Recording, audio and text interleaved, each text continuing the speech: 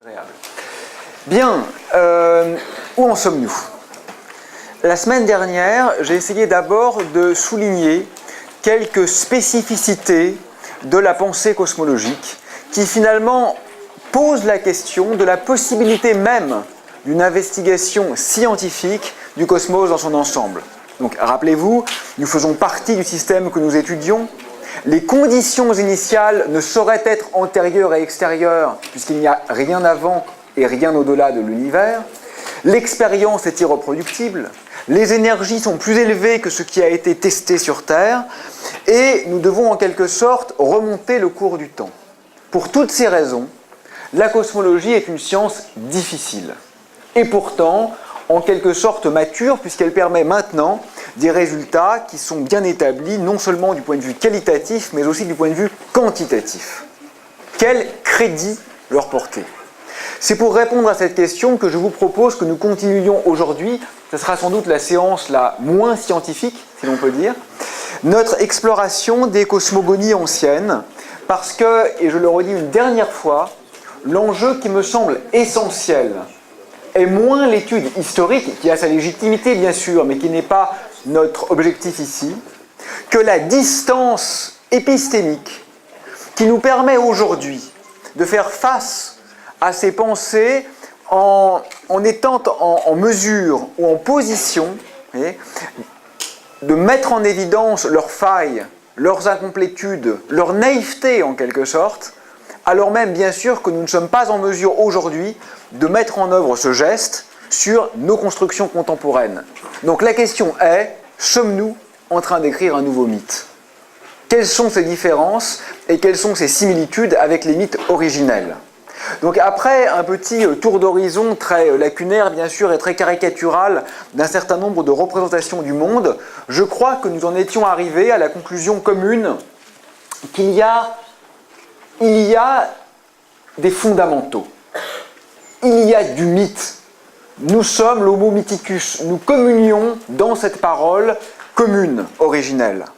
Et ces mythes, c'est ce qui me semble intéressant, sont aussi des passeurs, voyez, ils instaurent une sorte d'hétéronomie entre les différents champs disciplinaires. Ils créent des ponts, des liens, des passes entre ce qui sans eux demeurerait sans doute cloisonné. Ils sont des matériaux à travailler, ils ne sont jamais des données pures, voyez, ils sont des propositions à partir desquelles vous êtes nécessairement en posture créatrice, si vous voulez les faire fonctionner. Mais en contrepoint de ces fondamentaux, il y avait des divergences. Il y avait une extraordinaire diversité de rapports au monde qui, je crois, doit nous enjoindre à beaucoup d'humilité.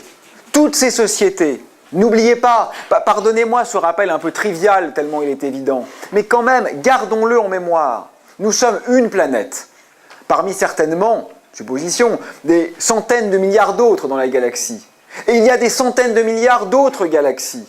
Et sur cette planète, nous sommes une espèce vivante parmi des milliards d'autres.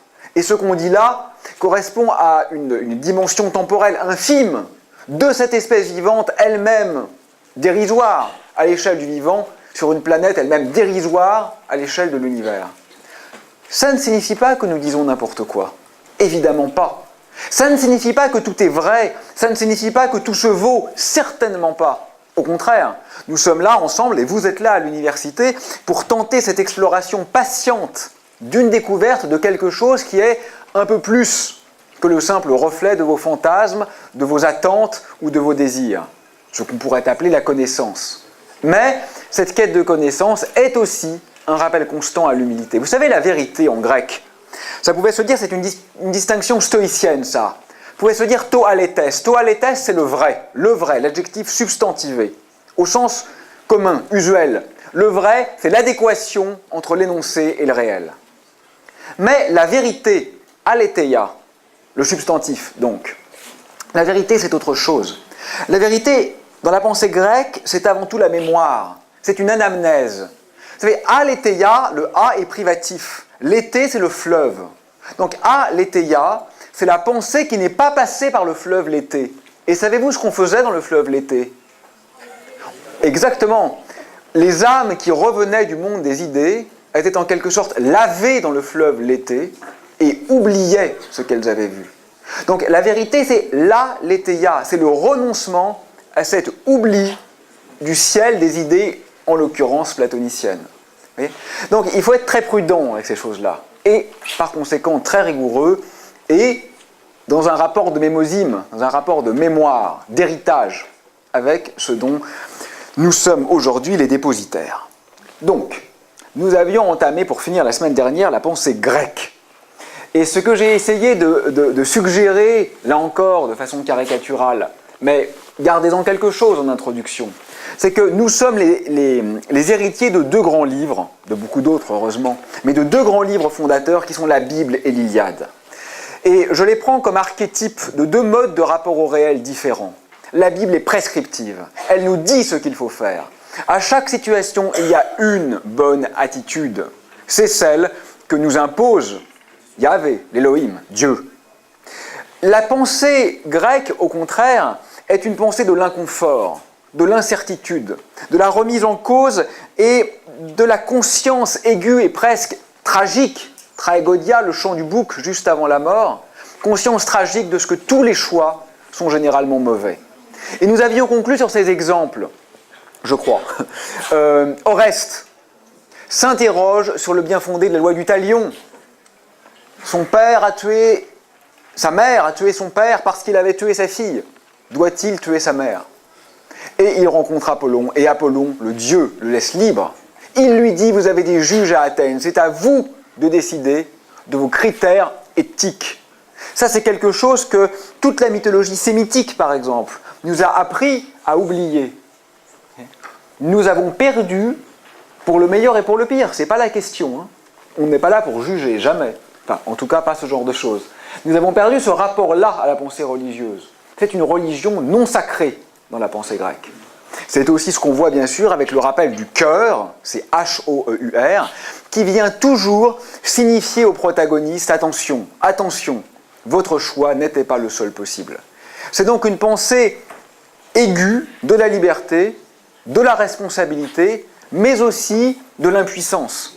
De l'impuissance parce qu'il n'y a pas de choix absolument satisfaisant. Vous n'avez, si vous voulez, jamais la conscience tranquille quand vous êtes grec. Et nous sommes tous un peu grecs, nécessairement. Nous sommes les héritiers de ce très bel inconfort de la pensée. Alors, je vous propose maintenant que nous en venions à l'archétype d'une cosmogonie grecque, celle du grand poète Hésiode. On la nomme la théogonie, donc naissance des dieux. Mais les dieux, ce sont les éléments dans la pensée grecque, et les concepts se rejoignent. Alors, quelques mots quand même de ces poètes grecs qu'on appelle les Aèdes, A-E, accent grave, D-E. Les Aèdes ont quelque chose que, là encore, nous avons certainement oublié, à savoir d'être à la fois de grands artistes, au sens le plus dense, le plus fort, le plus intense du terme, mais aussi de chercher à plaire. Vous voyez, nous avons sans doute aujourd'hui pour la plupart une sorte d'image de l'artiste telle qu'on l'a poussé à l'extrême, à son paroxysme, à la Renaissance. Pour nous, l'artiste parfait, c'est Van Gogh. C'est l'artiste maudit, celui qui vécut presque sans vendre une seule de ses toiles. L'artiste grec n'est pas du tout dans ce rapport-là à la création. Certes, il est un artiste au sens le plus puissant du terme. Mais il est aussi un séducteur. Il parle pour un public. Il ne cherche pas à toucher l'en-soi du monde. C'est aussi une idée ou un être à l'univers qu'on retrouve ça chez les présocratiques. Peut-être dans une image caricaturale, vos enseignants de philosophie de terminale vous ont-ils présenté la philosophie, donc tendre vers la sagesse, comme une pensée digne qui s'opposait à la sophistique. Les philosophes s'opposent aux sophistes. C'est un peu plus subtil que ça. N'oubliez pas que les sophistes avaient aussi cette humilité, donc cette intelligence, de comprendre qu'il n'était pas possible d'accéder à la connaissance pure. Protagoras est d'ailleurs, et vous le noterez, le seul qui ne se fait pas ridiculiser dans les dialogues platoniciens. C'est très beau, c'est très subtil, mais c'est toujours un peu agaçant les dialogues platoniciens, parce que Socrate ridiculise ses adversaires. Parfois on se dit, mais enfin quand même, on aurait pu faire mieux si on s'opposait à Socrate. Parfois Platon est un peu facile, hein, on s'oppose quand même, on voit où Socrate veut en venir, et on pense que peut-être on aurait pu le contrer un peu mieux. Le seul qui lui tient tête, qui lui tient vraiment tête, c'est Protagoras. Et pourtant, c'est l'ennemi juré de Platon, ce qui montre l'extraordinaire probité intellectuelle de Platon, qui a compris qu'il avait ici un véritable adversaire à sa mesure. Le conseiller de Périclès, Protagoras, le grand siècle de la Grèce ancienne, de la période hellénistique. Donc, il y a, chez les sophistes, cette idée que certes, le discours est aussi une profession, mais le discours a conscience de ses limites.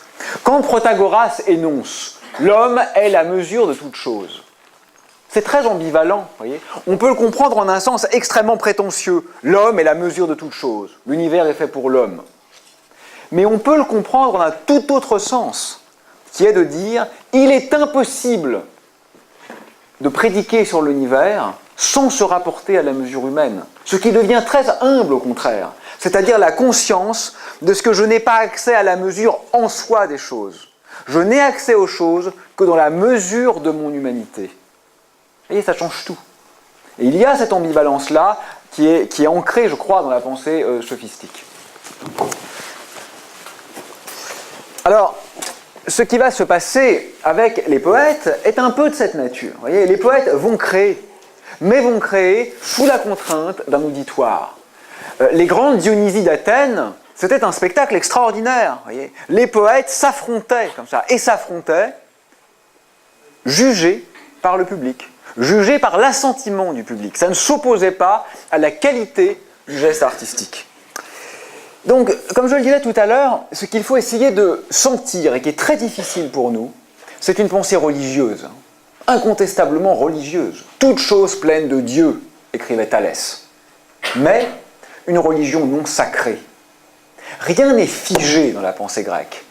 Il n'y a pas, à la différence des grandes religions du livre, il n'y a pas de révélation.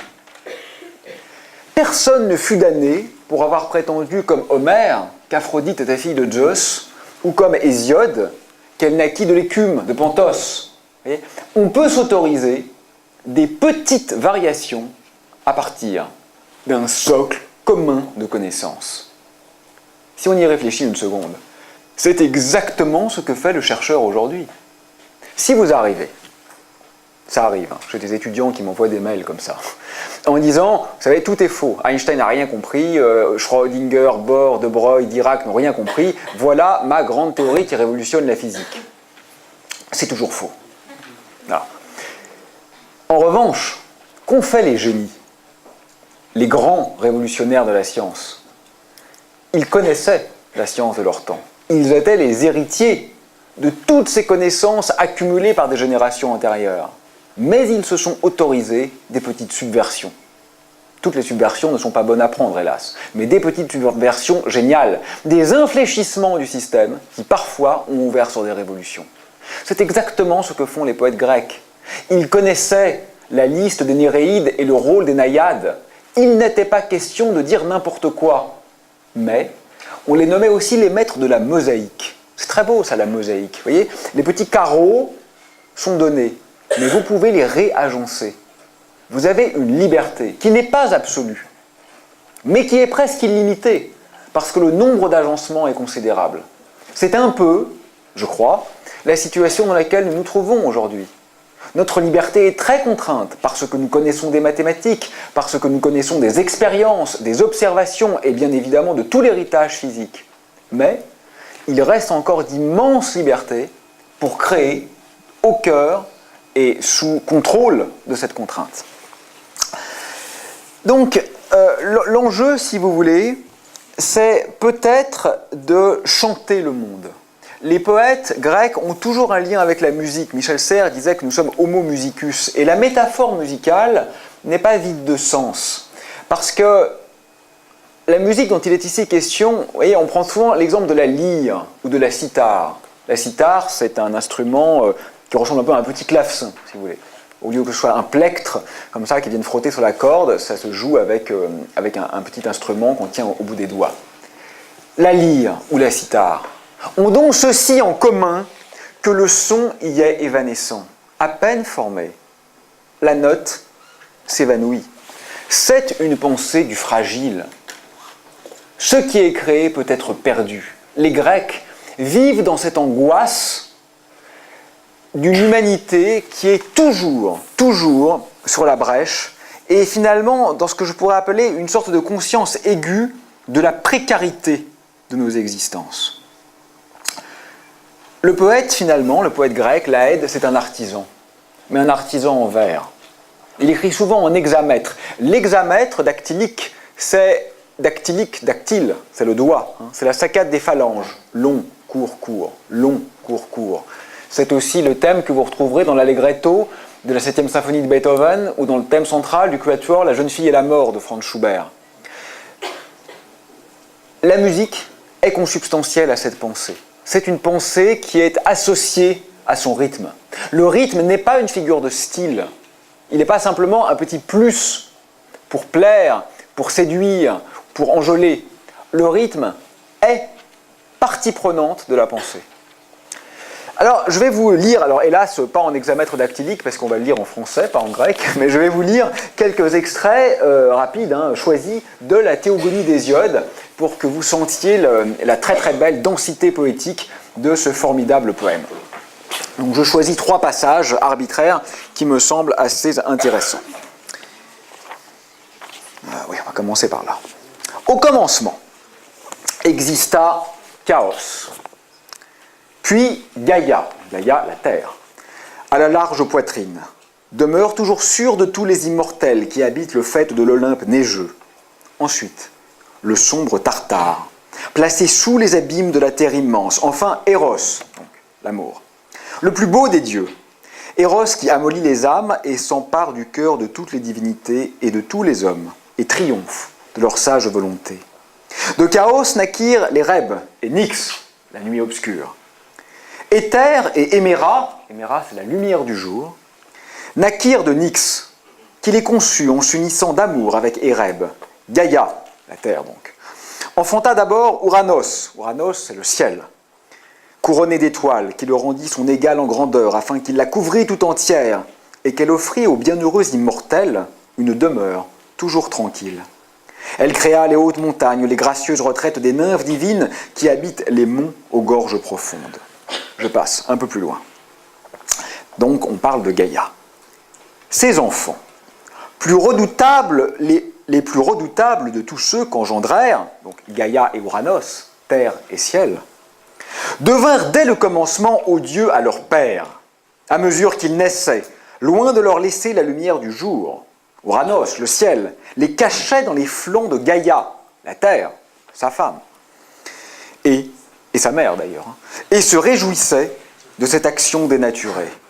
Gaïa, immense, gémissait, profondément attristée, lorsqu'enfin elle médita une cruelle et perfide vengeance. Dès qu'elle eut tiré de son sein l'acier éclatant de blancheur, elle fabriqua une grande serpe et révéla son projet à ses enfants.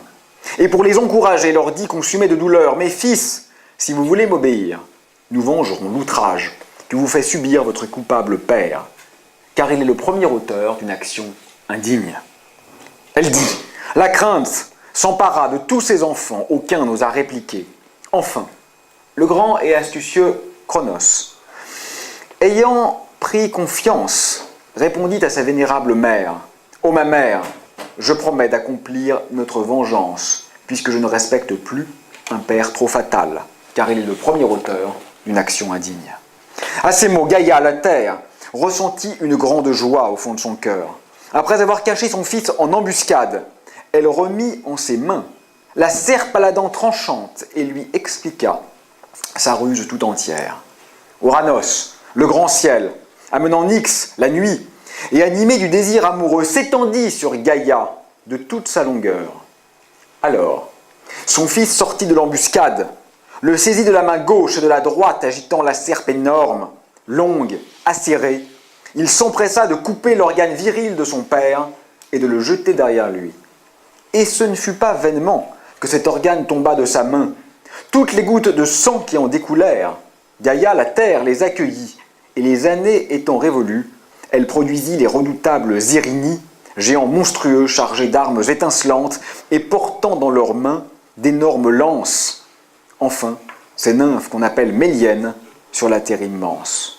Cronos mutila de nouveau avec l'acier le membre qu'il venait de couper et le lança sur le rivage dans les vagues agitées des flots.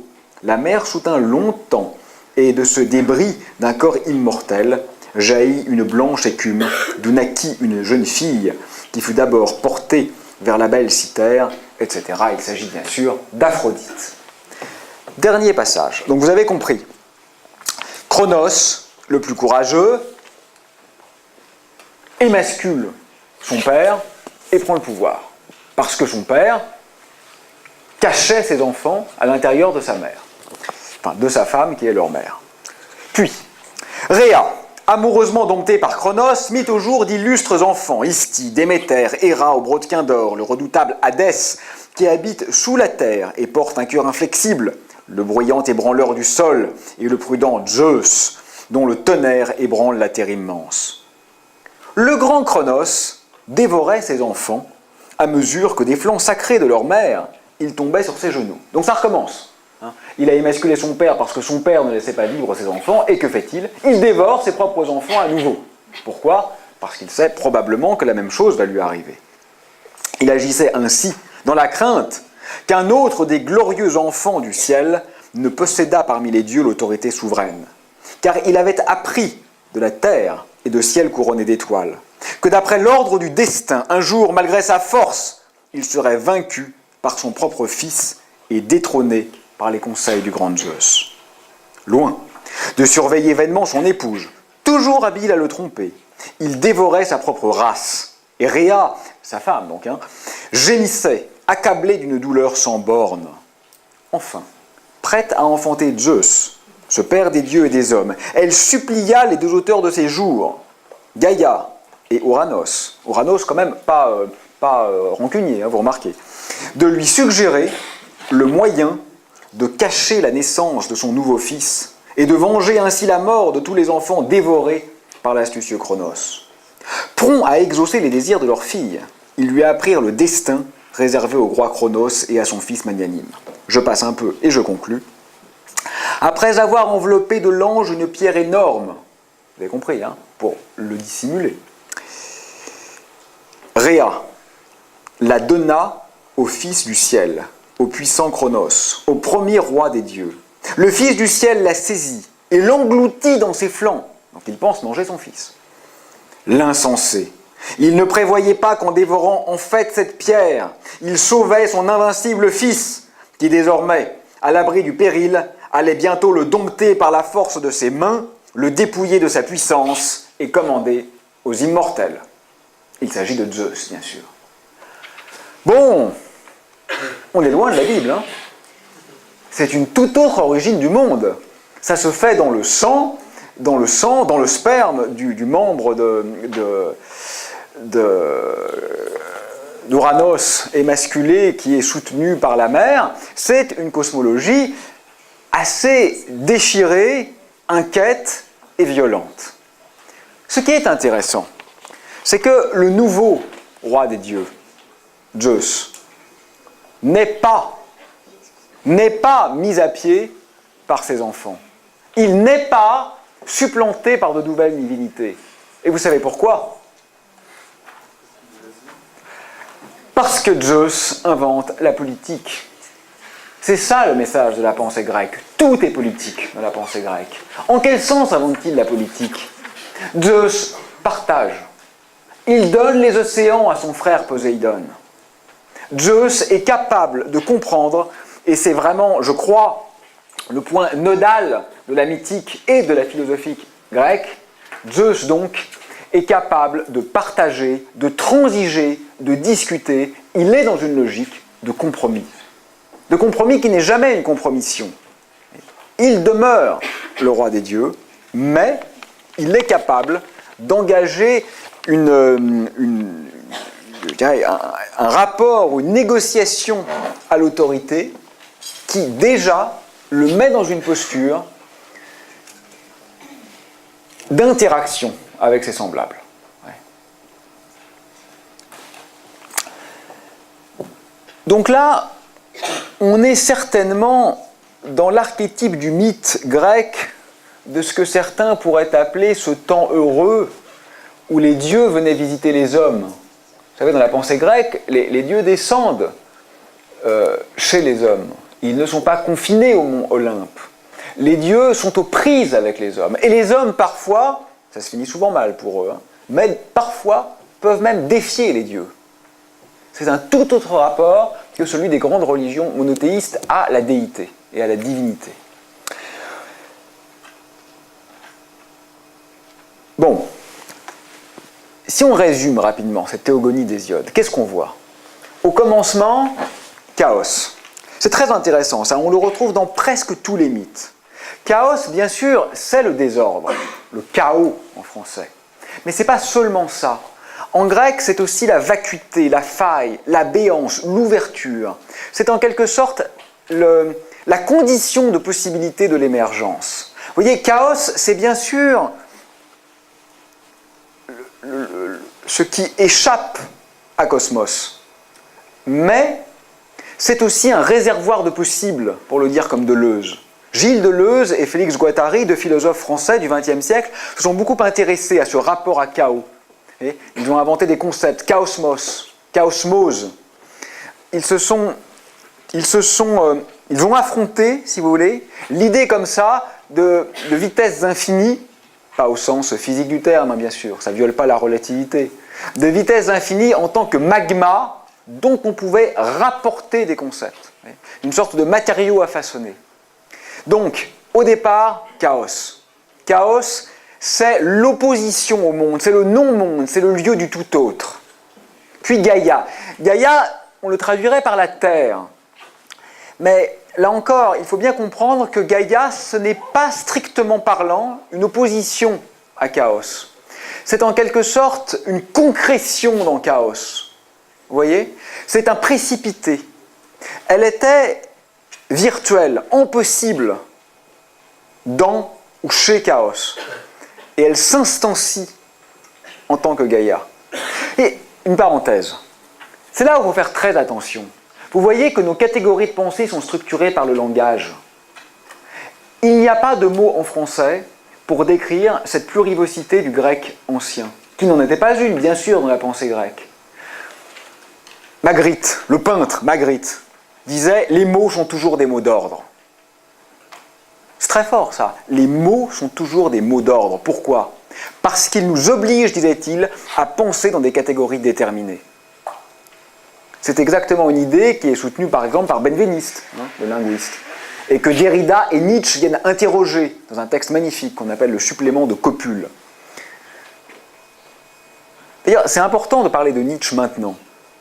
D'abord, parce que vous êtes jeune. Il faut lire Nietzsche jeune. Donc si vous n'avez pas encore lu Nietzsche, demain vous séchez le cours de maths et vous lisez Nietzsche. C'est absolument essentiel. Alors, il faut que vous affrontiez maintenant Zarathustra. Parce que ce qui est génial chez Nietzsche, c'est que c'est un penseur qui nous pousse dans nos retranchements. Vous voyez, Nietzsche, on ne peut pas l'aimer complètement. Il fait tout pour n'être pas aimé. Il fait tout pour vous obliger à penser. Il abhorre les grands systèmes. C'est ce que dit Zarathustra à ses disciples.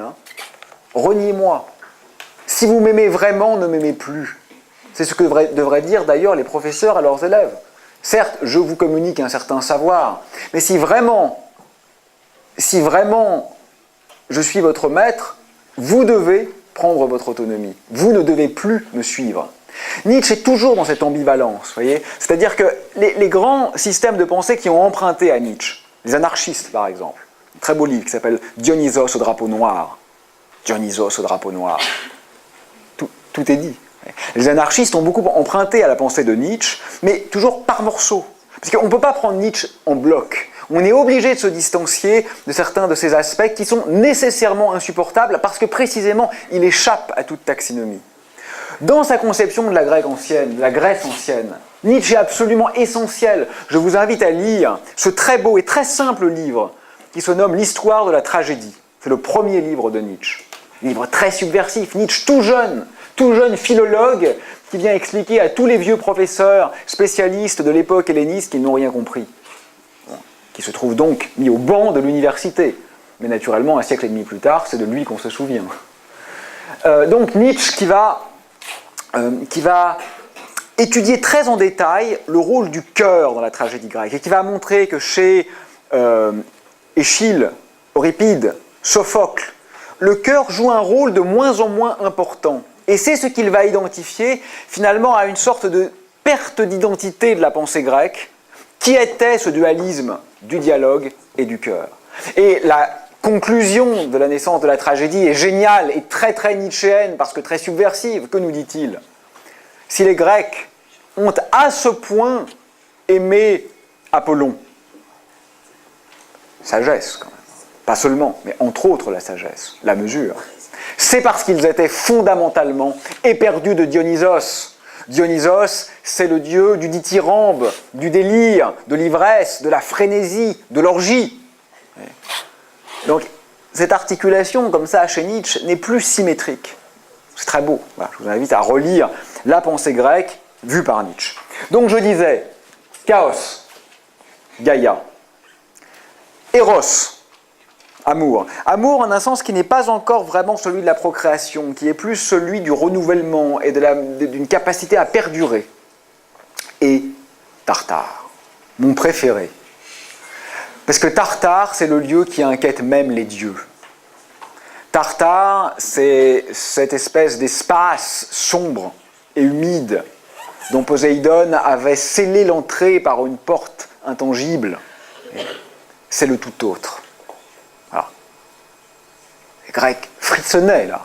Si vous êtes grec, là, vous êtes pris d'une petite crise d'angoisse. Même les dieux étaient pris d'une certaine peur quand il s'agissait de penser Tartare. Bien. Quelques mots d'autres cosmogonies grecques. Très rapidement. La pensée orphique. Orphée, qui est un poète plus ou moins mythique, que les Grecs croyaient plus ancien encore, qu'Homère et Hésiode, c'est une pensée magique, une pensée mystique, extrêmement diversifiée. On voit rapporter à Orphée de grandes cosmologies différentes, et vous voyez des choses qui sont très inhabituelles dans les cosmologies grecques. Vous verrez des dragons, etc. Vous verrez des personnages qu'on n'associe pas à la mythique grecque habituelle. Quelques mots d'Homère. Homère, c'est l'autre géant de la Grèce ancienne. Il n'y a pas stricto sensu de cosmologie chez Homère. Il n'y a pas un traité relatant la naissance. Naissance de quoi d'ailleurs ? Des dieux ou des éléments ? C'est consubstantiel pour une pensée grecque. Voyez ? Là, nous sommes encore prisonniers des catégories de notre langage qui nous obligent à choisir ce qu'un grec ne pouvait pas choisir. Gaïa, c'est quelqu'un ou quelque chose ? C'est une planète ou une divinité ? Mais c'est les deux. Et la scission ne s'est pas encore opérée. Cette question n'a pas de sens quand on pense en grec ancien. Donc, chez Homère, il n'y a pas de cosmologie stricto sensu. Mais il y a une pensée cosmologique. Au chant 14 de l'Iliade, par exemple, il y a une ébauche de pensée cosmologique. Ce qui me semble essentiel, là encore, si vous n'avez pas lu l'Iliade, vous séchez aussi le cours de l'après-midi et vous lisez demain l'Iliade parce qu'on ne peut pas vivre sans avoir lu l'Iliade. Presque. Excusez-moi. La température monte, Homère fait son effet. Donc Homère, quelques mots quand même, au-delà de la cosmogonie. Au-delà de la cosmogonie. Parce que, de quoi est-il question dans l'Iliade ? De la guerre de Troie, bien sûr. Mais quel est le thème de l'Iliade ? Je crois que d'abord et avant tout, c'est la mélancolie. Homère a une extraordinaire sensibilité à la finitude de l'homme. Ses héros sont presque tous des héros tristes. Le plus beau peut-être c'est Ajax. Ajax qui est l'archétype du héros mélancolique. Mais même Achille, Achille, lui, qui est l'archétype du héros florissant, bondissant, absolument puissant, beau, intelligent, fougueux. Même Achille, aux longs cheveux, a quelque chose de fondamentalement mélancolique. Quelque part, Achille est presque pitoyable dans l'Iliade. C'est quoi le thème de l'Iliade? Achille boude. Achille boude parce que Agamemnon lui a pris son tribut. Achille n'est pas content. Et Achille entre dans une sorte de colère qu'on appelle l'hubris. L'hubris, c'est un excès. C'est une colère qui s'excède et se prend elle-même pour objet. À un certain niveau, on dirait presque que Achille ne sait plus pourquoi il est en colère. La colère d'Achille est le véritable thème de l'Iliade. Voilà. Jusqu'à ce que le décès ou le meurtre de son cousin, bien sûr, le ramène vers la guerre. D'ailleurs, vous vous rappelez ce très beau dialogue entre Thétis, sa mère, et Achille, qui est relaté par plusieurs légendes ultérieures également. Thétis lui dit, avant la guerre, bien sûr, si tu restes ici, si tu restes, tes enfants t'aimeront, tes petits-enfants t'aimeront, les enfants de tes petits-enfants se souviendront de toi, puis on t'oubliera. Si tu vas à Troie, tu mourras, mais on se souviendra de toi pour l'éternité. Évidemment, c'est le choix qu'il fit. Et effectivement, nous nous souvenons d'Achille. Et donc, il y a comme ça un rapport à la mémoire qui est plus important finalement que la puissance ou la pulsion de vie, ou qui est la véritable forme de la vie. Qui gagne la guerre de Troie? C'est pas Achille, c'est Ulysse. Et comment gagne Ulysse? Par la ruse. Mais par quel type de ruse? Par la ruse d'un homme pleinement homme. Ça, c'est très important. Achille est fils de divinité, mais c'est l'homme, dans la finitude et la concrétude de son humanité, qui gagne la guerre. Voilà l'autre grand message des poèmes homériques. Et quand Ulysse rentre à Ithaque, reconnu seulement par Argos, son chien, comme vous savez, quand il rentre à Ithaque, quelle est sa solution face à ces jeunes prétendants? Après tout, il était parti depuis plus de 20 ans. Il était quand même bien normal que certains espèrent le remplacer. Quelle est sa solution? Il décime toute la jeunesse de son île. C'est radical du point de vue politique. Et Ulysse est extraordinairement violent, finalement, dans son rapport au monde. C'est ça aussi le message du poème homérique. C'est toute cette densité d'une politique qui est la valeur, la grandeur et la finalité, finalement, la plus essentielle, à la fois de la pensée et à la fois de la guerre en tant que capacité à défier les possibles, à défier les possibles et à remettre en cause les acquis. Ça va? Bon. J'en reste là avec les mythes. Mais attention, non, ne vous réjouissez pas si vite. J'ai encore quelques petites choses à vous dire avant qu'on en vienne à la physique. J'en reste là avec les mythes, mais pas avec les Grecs. Et je voudrais donc vous dire maintenant quelque chose de Platon.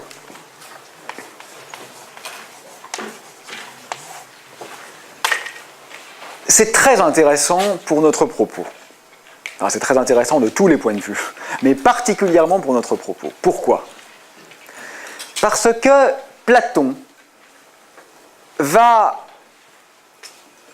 décider et tenter de s'extraire du mythe.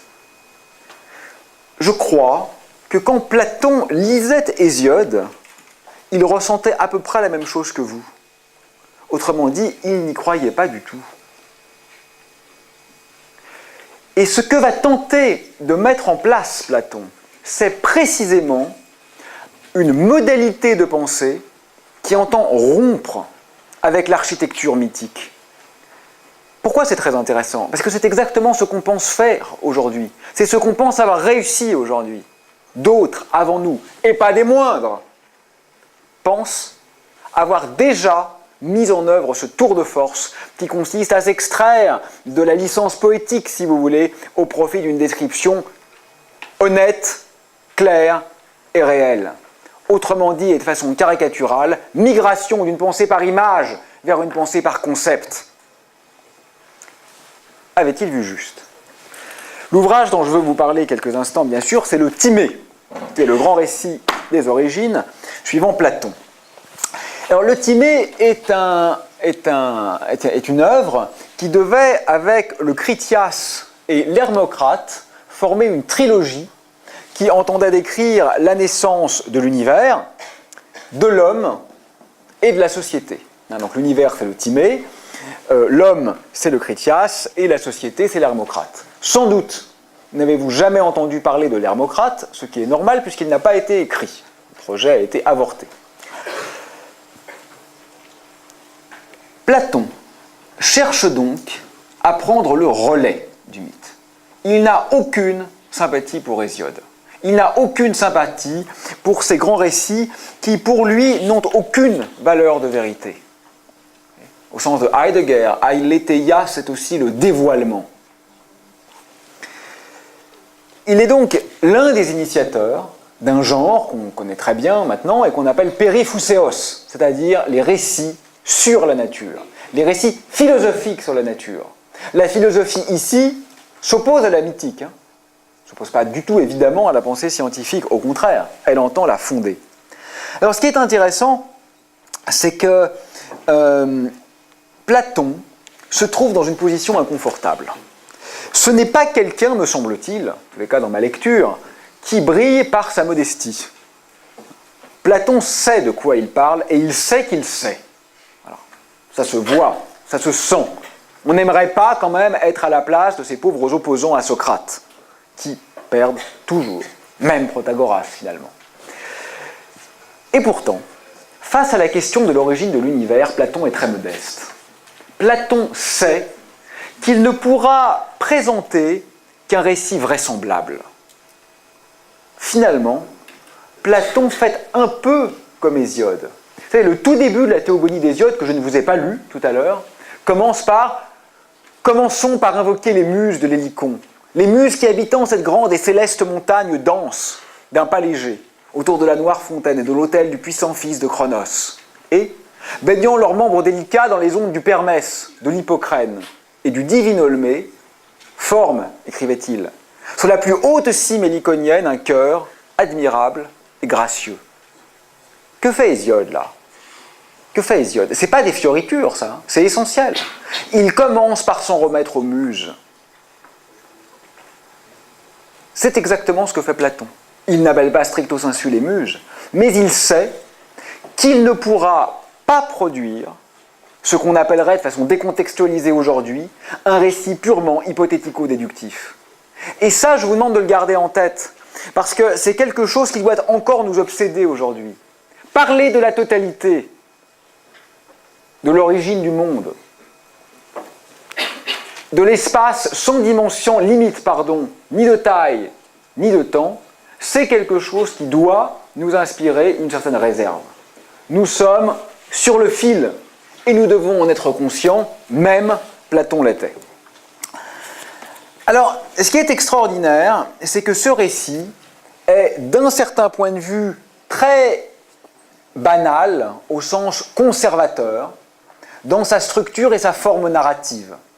Mais, c'est ce qui nous intéresse naturellement, il est également révolutionnaire dans ce qu'il dit, dans son énoncé, dans la manière dont il va réappréhender le rapport au réel dans une méthode qu'on pourrait d'ores et déjà nommer scientifique. Je crois qu'il y a deux spécificités du Timée de Platon qui ont marqué l'histoire. La première, c'est que pour la première fois dans la pensée européenne, Platon pose le problème de la connaissance en termes scientifiques. en termes scientifiques, c'est-à-dire suivant une règle du jeu, si vous voulez, qui va consister à se référer à une causalité ou à une nécessité qui a un caractère d'idéalité. Il n'est plus question de parler de cause finale. Voyez. Il y a une causalité aveugle en quelque sorte. Et il y a une axiomatique. Alors bien sûr, cette axiomatique est très différente dans sa formulation et même d'ailleurs dans sa structure de ce qu'on entend aujourd'hui par ce terme dans la physique contemporaine, mais il y a déjà l'armature d'une pensée pré-scientifique.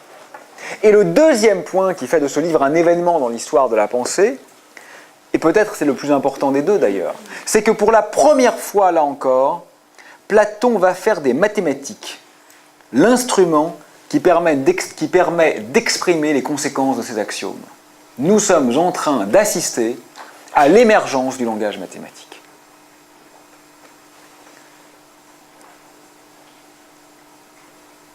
Bien que, jusqu'à la Renaissance, l'essentiel des traités scientifiques soit écrit en langage ordinaire. Alors, pardonnez-moi d'avance une caricature à l'emporte-pièce, mais mieux vaut ceci que rien. Si vous avez oublié tout votre Platon, l'essentiel, c'est quoi? C'est que pour Platon, n'est connaissable que ce qui est stable, pur, ce qui n'est pas sujet à la variation. Mais Platon n'est pas aveugle. Il voit bien que le monde qui nous entoure ne présente pas ce caractère de stabilité et d'immuabilité.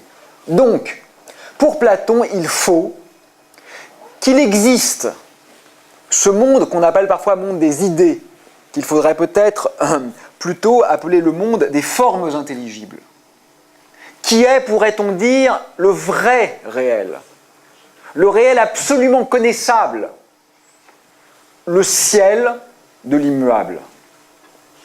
Mais il faut aussi, n'est-ce pas, qu'il y ait un rapport entre le monde tangible et ce ciel des idées, sans quoi il sera une pure abstraction totalement inaccessible. Et ce rapport, pour Platon, est un rapport de modèle à copie. Et le monde sensible est une sorte de pâle copie de l'idéalité qui est aussi idéale, c'est-à-dire le monde des formes intelligibles.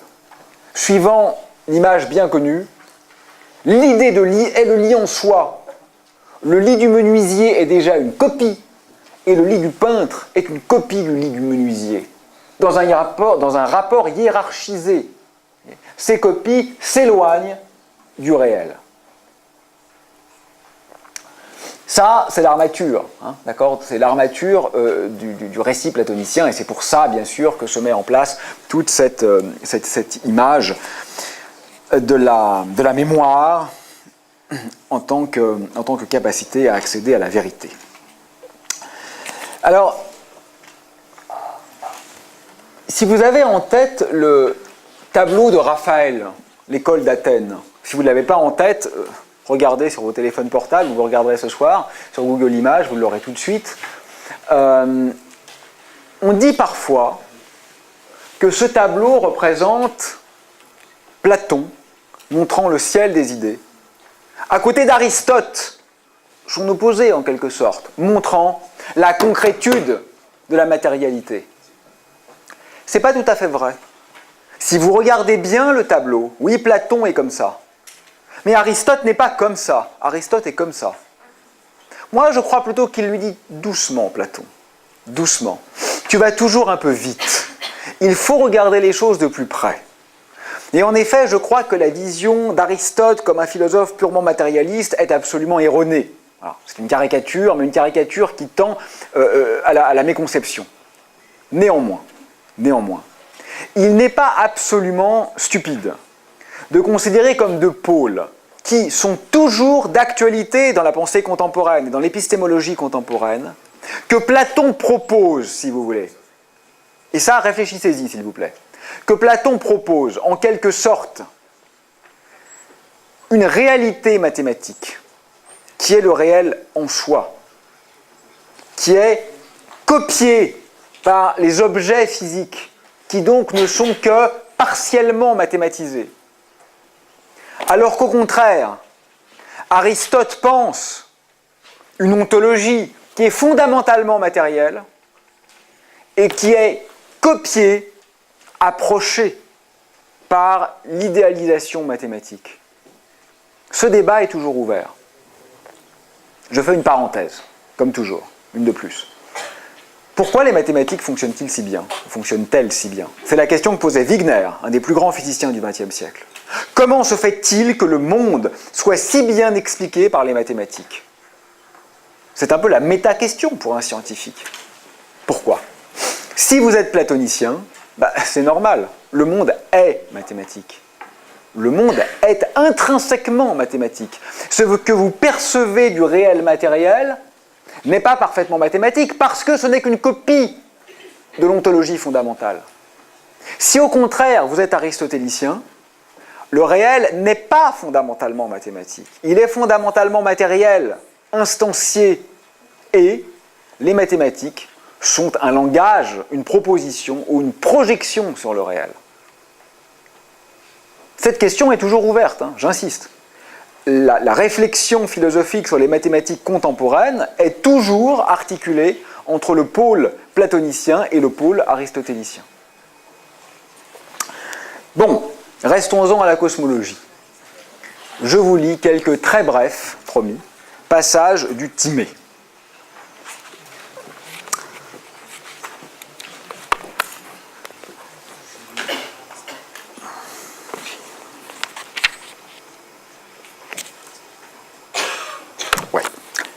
Passons. Parce que le démiurge souhaitait que toutes choses fussent bonnes et qu'il n'y eût rien d'imparfait dans la mesure du possible, c'est bien ainsi qu'il prit en main tout ce qu'il y avait de visible. Cela n'était point en repos, mais se mouvait sans concert et sans ordre. Voyez, on commence toujours par le chaos. On est toujours dans un défi du chaos. Et il l'amena du désordre à l'ordre, ayant estimé que l'ordre vaut infiniment mieux que le désordre. Or, il n'était pas permis, et ça ne l'est pas, à l'être le meilleur, de faire autre chose que ce qu'il y a de plus beau. Ayant réfléchi, il se rendit compte que de choses par nature visibles, son travail ne pourrait jamais faire sortir un tout dépourvu d'intellect qui fût plus beau qu'un tout pourvu d'intellect. Et que par ailleurs, il était impossible que l'intellect soit présent en quelque chose dépourvu d'une âme. C'est à la suite de ces réflexions qu'il mit l'intellect dans l'âme et l'âme dans le corps pour construire l'univers, de façon à réaliser une œuvre, qui fut par nature la plus belle et la meilleure possible. Ainsi donc, conformément à une explication qui n'est que vraisemblable, il faut dire que notre monde, qui est un vivant doté d'une âme pourvue d'un intellect, a, en vérité, été engendré par suite de la décision réfléchie d'un Dieu. Deuxième extrait avant, quelques commentaires. Un des plus connus. Or, quand le Père qui l'avait engendré constata que ce monde, qui est une représentation des dieux éternels, avait reçu le mouvement et qu'il était vivant, il se réjouit, et comme il était charmé, l'idée lui vint de le rendre encore plus semblable à son modèle, comme effectivement ce modèle se trouve être un vivant éternel. Le Dieu entreprit de faire que notre univers aussi devienne vivant,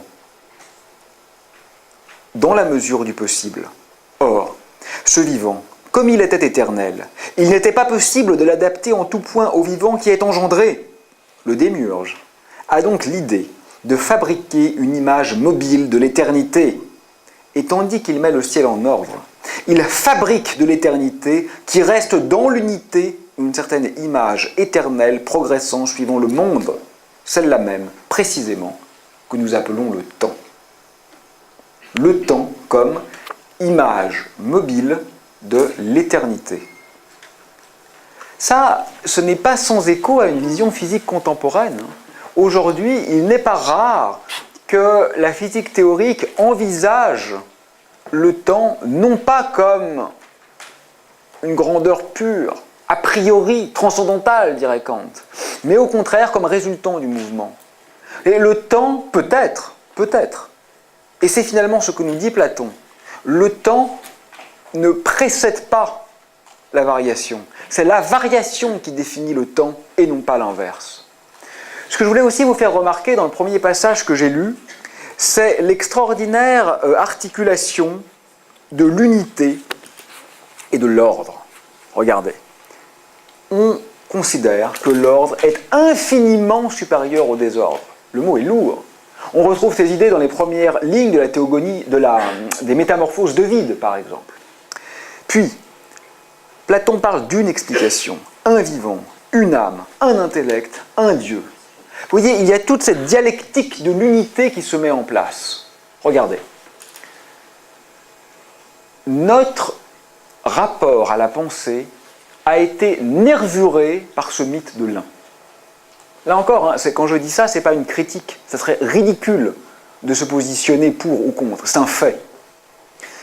Vraisemblablement, il y a une origine religieuse.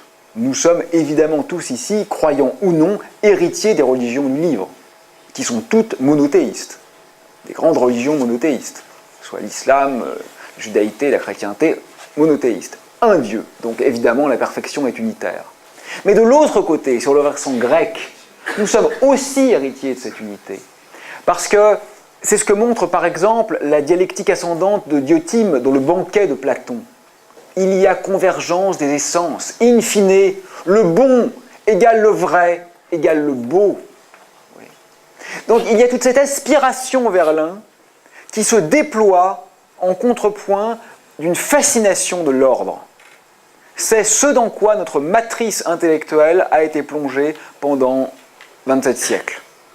Peut-être est-ce, c'est une question que je laisse ouverte à votre sagacité, ce qu'il faut aujourd'hui réinterroger. Le dernier point, promis, que j'évoque à propos de Platon, et qui n'apparaissait pas dans le court extrait que je viens de lire, c'est cette extraordinaire référence à la chora. Chora, c'est un indéfinissable. Platon n'est pas capable, et pourtant Dieu sait qu'il ne cherchait pas l'amphigorie, Platon cherchait la clarté, aucun doute là-dessus. Il n'est pas capable donc de le définir de façon claire. C'est une sorte de métamatériau, c'est une sorte de réservoir de possibles. Et ce qui est extraordinaire, c'est que chora, il ne faudrait probablement pas mettre d'article d'ailleurs, le ou la chora, triton genos, troisième genre hors genre, c'est quelque chose qui va justement, je crois, échapper à cette mécanique bien huilée. Et ça, c'est ce qui vous montre l'incroyable sagacité intellectuelle de Platon. Enfin, c'est un peu ridicule de dire ça, parce que ce n'est pas à nous de le juger, mais je crois qu'on en est, qui est sans cesse renouvelé en quelque sorte, parce qu'il avait déjà conscience que quelque chose dans le système allait vaciller de l'intérieur. Et chora, je crois, c'est ce petit élément qui n'occupe pas une grande place dans le Timée, mais qui vous montre que cette grande dialectique bien huilée de l'unité et de la taxinomie ne va pas absolument suffire. Et là, vous sentez le génie de Platon, qui sait et qui a l'honnêteté de ne pas cacher la nécessité de ce troisième genre, de cette espèce d'altérité fondamentale, de cette indéfinissable mais indispensable qu'est chora. En parallèle de cette réflexion sur l'univers, sur le macrocosme si vous voulez, Platon déploie également une réflexion sur le microcosme. Autrement dit, et ça c'est aussi un coup de génie, il comprend que la description de l'univers doit s'accorder ou se fonder sur une description de l'infiniment petit. Alors bien sûr, la physique de Platon n'a rien à voir avec la nôtre. En particulier, il y a une articulation entre les substances et les formes qui est très différente de celle dont nous sommes coutumiers, et il y a dans certaines formes, en particulier le triangle, une sorte de densité mystique qui n'est pas du tout de nature scientifique, pas du tout. Mais, quels qu'aient été ces égarements, mais ça c'est très facile à dire rétrospectivement, ce qui est fondamental, c'est qu'il y a articulation de l'infiniment grand et de l'infiniment petit. Alors comme je sens que vous fatiguez un peu avec la mythologie grecque, je vais maintenant refaire une grande note de bas de page pour vous parler un petit peu de l'infiniment petit au sens contemporain. Si nous étions le Platon d'aujourd'hui, soyons le Platon d'aujourd'hui, le génie en moins, et décrivons le macrocosme. Ça va nous occuper pendant les prochaines séances. Mais peut-être devrions-nous avoir l'intelligence et la modestie de commencer par ce qui est à notre portée, c'est-à-dire le microcosme, l'infiniment petit, le monde des particules élémentaires. Infiniment petit, c'est un oxymore d'ailleurs. Qu'est-ce que ça signifie? Infiniment petit, c'est deux mots qu'on ne devrait pas pouvoir accoler. Où en est-on aujourd'hui? Vous savez où on en est aujourd'hui? Par exemple, 4 interactions fondamentales, n'est-ce pas? Vous savez qu'on décrit toute la nature avec 4 forces.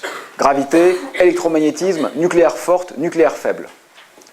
Quand je fais ça, aïe, c'est fait exprès, hein, le aïe. Quelle est la force qui vient de me faire mal? Pourquoi j'ai mal? C'est laquelle? Gravité, électromagnétisme, nucléaire faible, nucléaire fort. Ok, première suggestion. Tout le monde est d'accord? Nucléaire? Forte ou faible? Forte. D'autres suggestions? J'ai pas entendu. Ah, la force, celle de Star Wars. Ah oui, bien sûr. Mais je vais attendre la fin du cours avant de faire léviter le bureau parce que je veux pas vous faire peur. Mais attention, hein, parce que moi c'est peut-être le côté obscur. Pas d'autres suggestions? Bon. Faisons l'inventaire. Ça ne peut pas être la gravité. Pourquoi? Parce que la gravité est attractive. Et manifestement, ma main, elle rebondit là. Hein. Elle est rejetée par la table. Ce n'est pas la gravité. Bon, les forces nucléaires, je suis flatté. Hein. Mais non, quand même, je ne suis pas Superman, quoi. Avant de faire une réaction nucléaire en frappant un objet, il faudrait quand même y aller très très fort. Beaucoup plus fort que ce que je pourrais faire. Donc en effet, c'est la force électromagnétique. Qu'est-ce qui se passe? Des atomes, d'accord, qui ont des électrons en périphérie. La table, elle a aussi des électrons en périphérie. Qu'est-ce qui se passe? Ce n'est qu'une réaction de répulsion entre mes électrons chargés négativement et les électrons de la table chargés eux aussi négativement. D'ailleurs, si ce soir, votre copain vous embête et que vous lui mettez une gifle, je ne le recommande pas, hein, c'est une hypothèse, vous pourrez lui dire « je ne t'ai pas touché ». Stricto sensu, ce n'est qu'une répulsion, exactement comme deux pôles nord d'un aimant se repoussent. Vous voyez ? Répulsion entre les nuages électroniques. Il n'y a pas de contact au sens le plus fort du terme. Bon, blague à part. Quelle est aujourd'hui notre vision de l'infiniment petit ?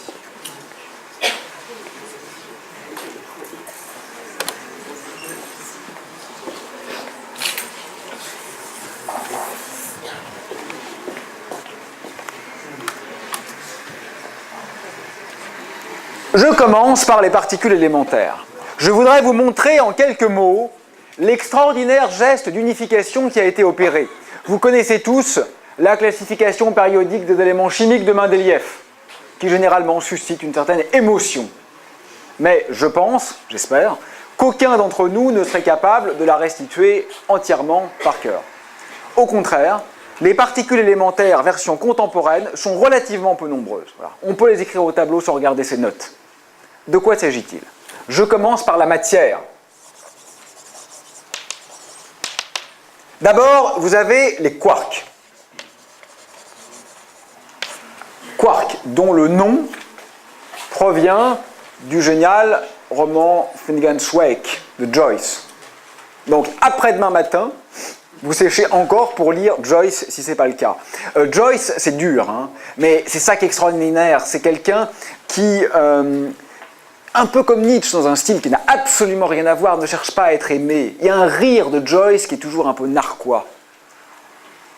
Joyce, Dostoïevski, Kafka, les trois grands géants du XXe siècle. C'est pareil, hein. Il ne faut pas vivre sans avoir cheminé avec eux. Quark. Up, down, charm, strange, top, bottom. Et voilà. 6 quarks, tout est dit. Up, down, charm, strange, top, bottom. Et encore, pour décrire la matière environnante, vous avez presque uniquement besoin, seulement, des deux premiers. 3 générations de quarks chacune. C'est pas tout à fait fini. En plus des quarks, il y a ce qu'on nomme les leptons. Électrons, muons,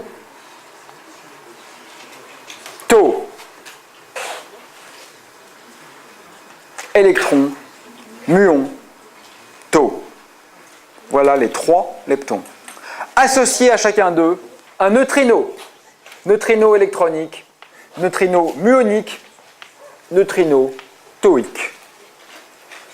Et cette fois, nous en avons fini avec la matière.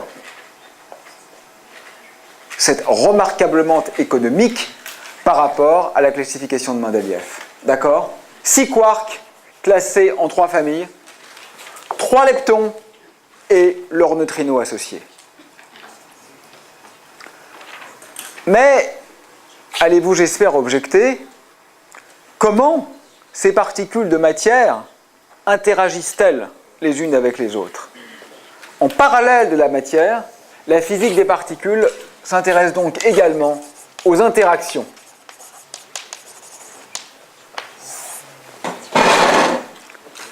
Nous venons de les énoncer.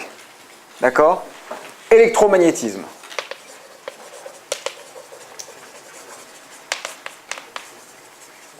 Son médiateur, c'est le photon qu'on note, gamma. Force nucléaire faible.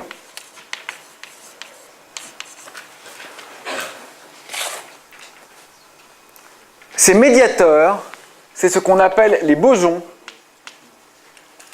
W et Z. Force nucléaire forte. Les médiateurs se nomment les gluons. Et force gravitationnelle, médiateurs qu'on nomme les gravitons.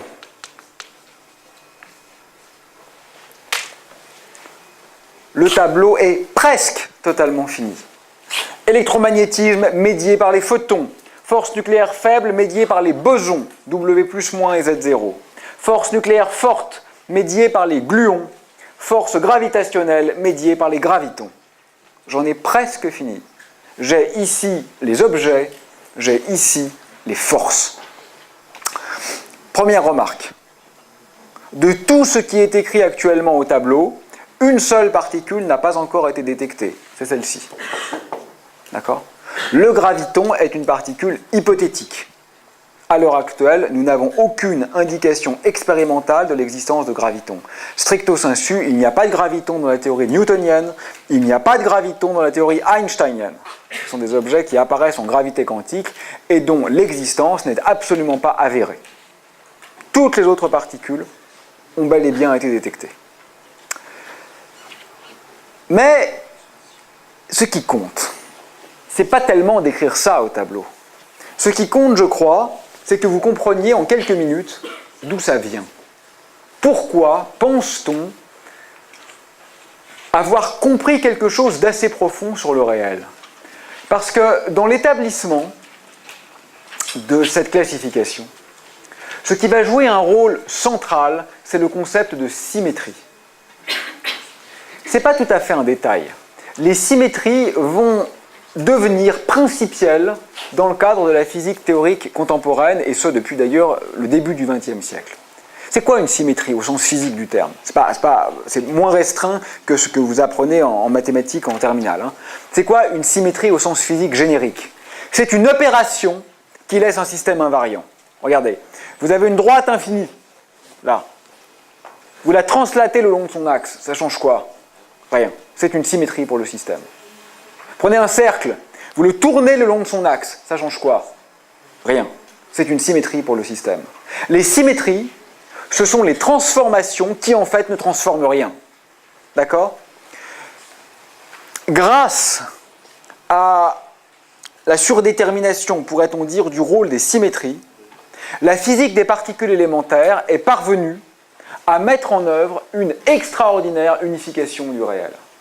Vous savez que déjà, le mot électromagnétisme contient une unification, puisqu'il intègre, même sémantiquement, le fait que la force magnétique et la force électrique qui ont longtemps été considérées comme disjointes, ont été, grâce aux travaux de Maxwell et de Faraday, unifiées.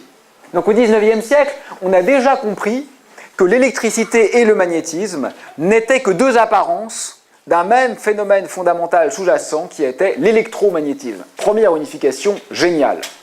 Faraday, prince des expérimentateurs, et Maxwell, remarquable théoricien, qui ont uni leurs efforts et finalement inventé le concept de champ.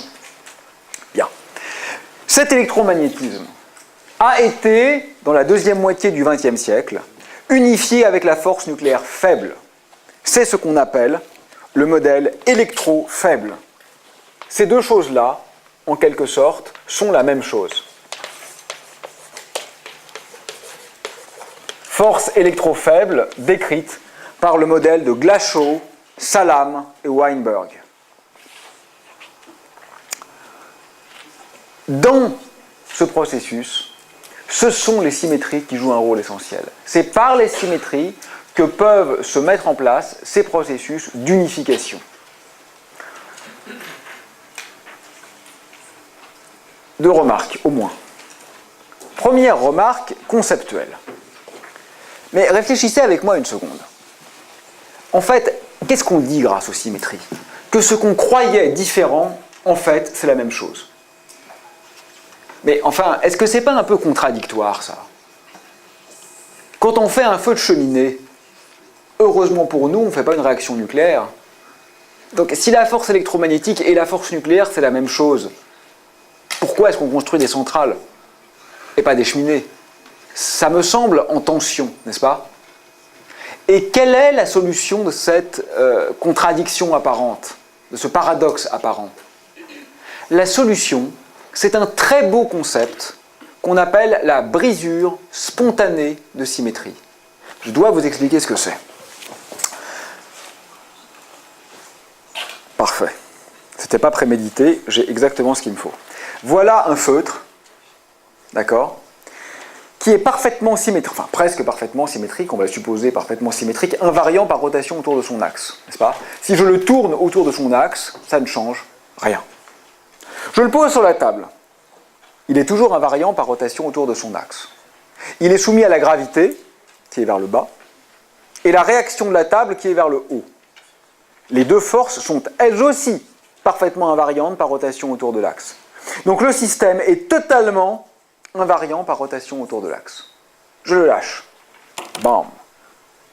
Maintenant, le stylo pointe vers vous. Personne d'autre. Pas vous, vers vous. La symétrie a été spontanément brisée. Le système était symétrique. Toutes les directions jouaient le même rôle. Aucun d'entre nous n'était privilégié par l'état initial.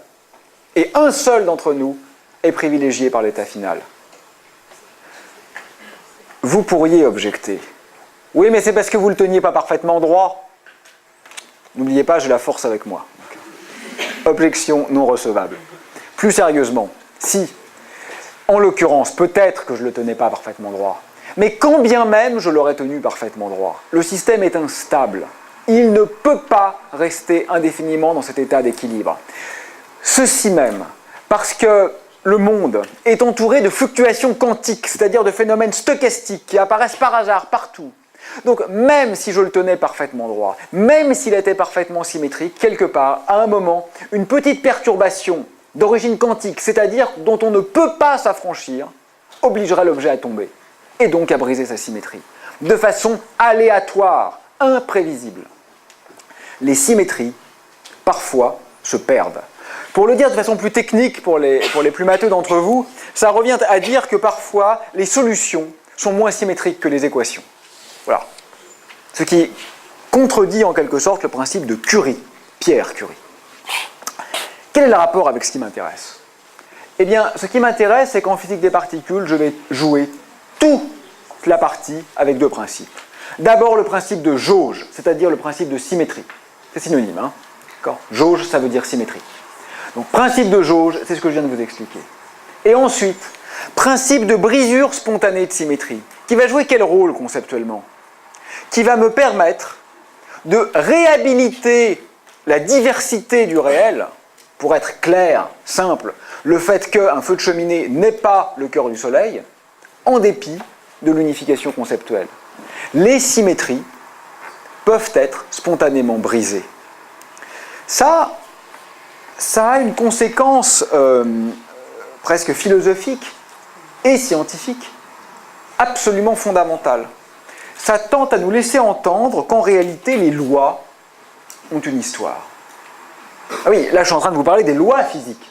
Je ne suis pas en train de vous parler de ce que j'ai fait avant de venir en cours, n'est-ce pas? Ce n'est pas un phénomène annexe qui n'intéresse personne, là. Ce sont les lois de la nature. Les lois, par définition, c'est ce qui est nécessaire, n'est-ce pas? C'est ce qui ne pourrait pas ne pas être. Mais si les lois deviennent des phénomènes, si elles résultent d'une histoire, si elles ont une évolution, elles deviennent contingentes, en quelque sorte. Elles rejoignent l'arène des phénomènes. Ce qui revient à dire, pour être clair, que si on rejouait l'histoire de l'univers, bien sûr, il n'y a aucun doute que beaucoup de phénomènes seraient différents. Mais il est possible que les lois aussi soient différentes.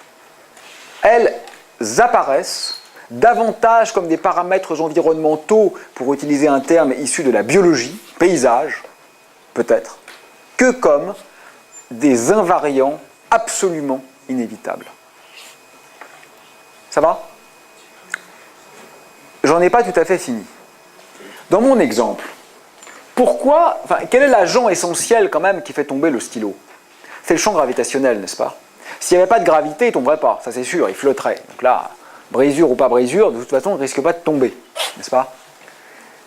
De façon très métaphorique, mais néanmoins pas tout à fait idiote, je vous le promets. Qu'est-ce qui joue le rôle du champ gravitationnel dans le cadre de cette symétrie-là? C'est le fameux champ de Higgs. C'est le fameux champ de Higgs. C'est pour ça que c'est un peu quand même publicité mensongère quand on vous dit le Higgs c'est l'origine de la masse. Ce que vous avez lu dans tous les journaux quand la découverte a été faite. Non, en fait, le Higgs, c'est ce qui permet la brisure de symétrie électrofaible. Il y a une symétrie fondamentale, mais qui n'a pas lieu dans le monde réel aux énergies que nous connaissons, qui a lieu à plus haute énergie. Mon stylo sur sa pointe est à haute énergie, il tombe. Il est à plus basse énergie, il a brisé la symétrie dans un geste qui s'accompagne d'une diminution d'énergie. De même, à basse énergie, nous n'avons pas cette symétrie, mais à haute énergie, celle qu'on observe au LHC, même avant au LEP, on peut observer directement ce monde où la force électrofaible est unifiée. Entre les deux, quel est l'agent, le champ physique, qui a permis de rompre cette symétrie? Ce n'est pas la gravité dans ce cas-là, c'est le champ de Higgs. Là, vous comprenez sa véritable origine. Parce que la masse, c'est un peu mensonger. En fait, près de 99% de la masse qu'il y a dans cette pièce n'a absolument rien à voir avec le champ de Higgs. C'est de l'énergie de liaison QCD. Donc, ce n'est pas quelque chose qui est directement lié au Higgs. Donc, il y a un lien avec la masse. Ce n'est pas débile de dire ça. Mais c'est quand même un lien très secondaire. Oui? Est-ce qu'il y a un parallèle avec le fait que c'est plus ou moins que l'univers, c'est 99% d'énergie noire? Alors, il n'y a pas de lien direct avec l'énergie noire et la matière noire. Le seul lien direct qu'il y a avec la matière noire, c'est que ce que je vous décris là est en fait incomplet. Voilà le vrai lien avec la matière noire. Le vrai lien, c'est que ce que je vous décris là, c'est tout ce qu'on a vu dans les accélérateurs de particules, et ça suffit remarquablement bien à expliquer tout notre environnement. Sauf que, quand on regarde l'univers à grande échelle, en effet, ça ne suffit plus. Donc, évidemment, c'est très très frustrant, parce qu'on a l'impression d'avoir presque tout compris, mais on doit demeurer conscient qu'en réalité, quelque chose certainement se dérobe, puisqu'il est impossible d'expliquer la distribution de masse à grande échelle avec ça. Donc la matière noire intervient dans cette présentation en tant que manque. Voilà. L'énergie noire, elle n'a rien à voir. Encore une ou deux remarques. On a bien envie de continuer, n'est-ce pas? Et se dire, unifions donc. Alors donc, je rajoute quand même, pendant que j'y suis, tout ça plus boson de Higgs. Et cette fois, j'en ai vraiment fini avec tout ce que nous connaissons en physique des particules élémentaires. Je disais donc, on a envie de continuer, n'est-ce pas? Et d'unifier la force électrofaible avec la force nucléaire forte. On appelle ça les théories de grande unification. Je vais vous raconter une petite histoire. Dans l'euphorie du siècle passé, cette idée de symétrie s'est révélée tellement fructueuse qu'on pensait vraiment tenir là une clé qui allait nous permettre de converger très rapidement sur une description d'ensemble parfaitement unifiée. Stephen Hawking disait « Nous sommes à 10 ans d'avoir trouvé la théorie du tout ». Alors, il pense toujours que nous sommes à 10 ans, sauf que c'est 40 ans plus tard, donc ça ne converge pas. Alors, il faudrait parler de cette théorie du tout. Hein. Je ne suis absolument pas convaincu qu'elle existe, et je ne suis absolument pas convaincu qu'elle ait un sens. Et en tout cas, combien même elle existerait, ça ne serait certainement pas la fin de la physique. Parce que vous devriez vous demander pourquoi celle-ci et pas une autre. Donc vous devriez trouver la méta-théorie qui vous permet de voir émerger la théorie du tout. Je ferme cette parenthèse. Indépendamment de ces questions métaphysiques. Allons-y. Comment on fait? Eh bien, il y a un petit groupe de symétrie mathématique qu'on appelle SU5, le groupe des matrices spéciales unitaires d'ordre 5, qui permet de réaliser une telle unification. SU5, c'est parfait. Ça fait partie des théories qui sont tellement belles, tellement prédictives, tellement attendues, tellement élégantes, tellement sous-tendues par une attente qu'elles ne peuvent pas être fausses. Pratiquement personne ne doutait de la réalité de SU5. SU5 fut néanmoins mise à l'épreuve de l'expérience pour la beauté du geste, peut-être pour avoir un ou deux prix Nobel, et plus sérieusement parce que c'est ce qu'il faut faire en sciences. Et comme vous l'imaginez, SU5 fut invalidé. Ça ne marche pas. SU5 est fausse. Comment on le sait? Parce que dans le cadre de SU5, le proton n'a pas une durée de vie infinie. Le proton doit se désintégrer, bien sûr, au bout d'un temps beaucoup plus grand que l'âge de l'univers, mais en mesurant des grandes quantités de protons dans un environnement qui est dépourvu de toute forme de radioactivité, en particulier sous une montagne, on a pu mesurer que la durée de vie réelle du proton était beaucoup plus grande que ce que mesurait SU5. Donc on a invalidé cette théorie. Et depuis, c'est un peu la crise. Voilà. Depuis, on ne sait pas très bien ce qu'il faut inventer pour remplacer SU5. Alors on invente, les théoriciens des particules échafaudent des modèles très complexes, mais sans succès expérimental, de ce point de vue, depuis quand même quelques décennies. Donc il y a certainement des choses assez fondamentales à découvrir. Et je vais conclure sur cette longue note de bas de page en mentionnant quand même ce qui est certainement la voie de recherche la plus intensément arpentée dans le cadre de la physique des particules élémentaires. Ça, c'est ce qu'on sait. Ce qu'on ne sait pas, c'est comment aller au-delà. Et la manière d'aller au-delà qui a été la plus sérieusement considérée se nomme supersymétrie. Je vous en dis juste quelques mots. C'est là aussi une assez belle histoire. La supersymétrie, c'est une magnifique idée. En deux mots, elle va associer à chaque boson un fermion et à chaque fermion un boson. Je vous fais grâce des définitions quantiques ou statistiques des bosons et des fermions. Les physiciens verront ça, de toute façon les autres auront oublié dans 30 secondes, donc ça ne sert à rien. Retenez, au niveau intuitif, que les fermions, c'est ça, c'est la matière. Et les bosons, c'est ça, c'est les forces. D'accord? Les fermions, les bosons. La matière, les interactions. Dans le cadre du modèle standard, ces deux mondes, si l'on peut dire, ne communiquent pas, ou presque pas, il y a des couplages naturellement, mais en termes de description théorique, ils sont en partie autonomes. Ce que fait la supersymétrie, c'est qu'elle crée un pont entre les deux. Vous voyez ? Elle invente un extraordinairement beau lien entre le monde des objets et le monde des médiateurs entre les objets. Bien. Au-delà de cette dimension presque esthétique, la supersymétrie est la seule symétrie supplémentaire que vous pouvez imposer à ce modèle sans rompre ce qu'on appelle les invariances du groupe de Poincaré, c'est-à-dire essentiellement la relativité restreinte. Pas mal. Ensuite, la supersymétrie vous donne des explications, par exemple, pour la matière noire. Pas mal.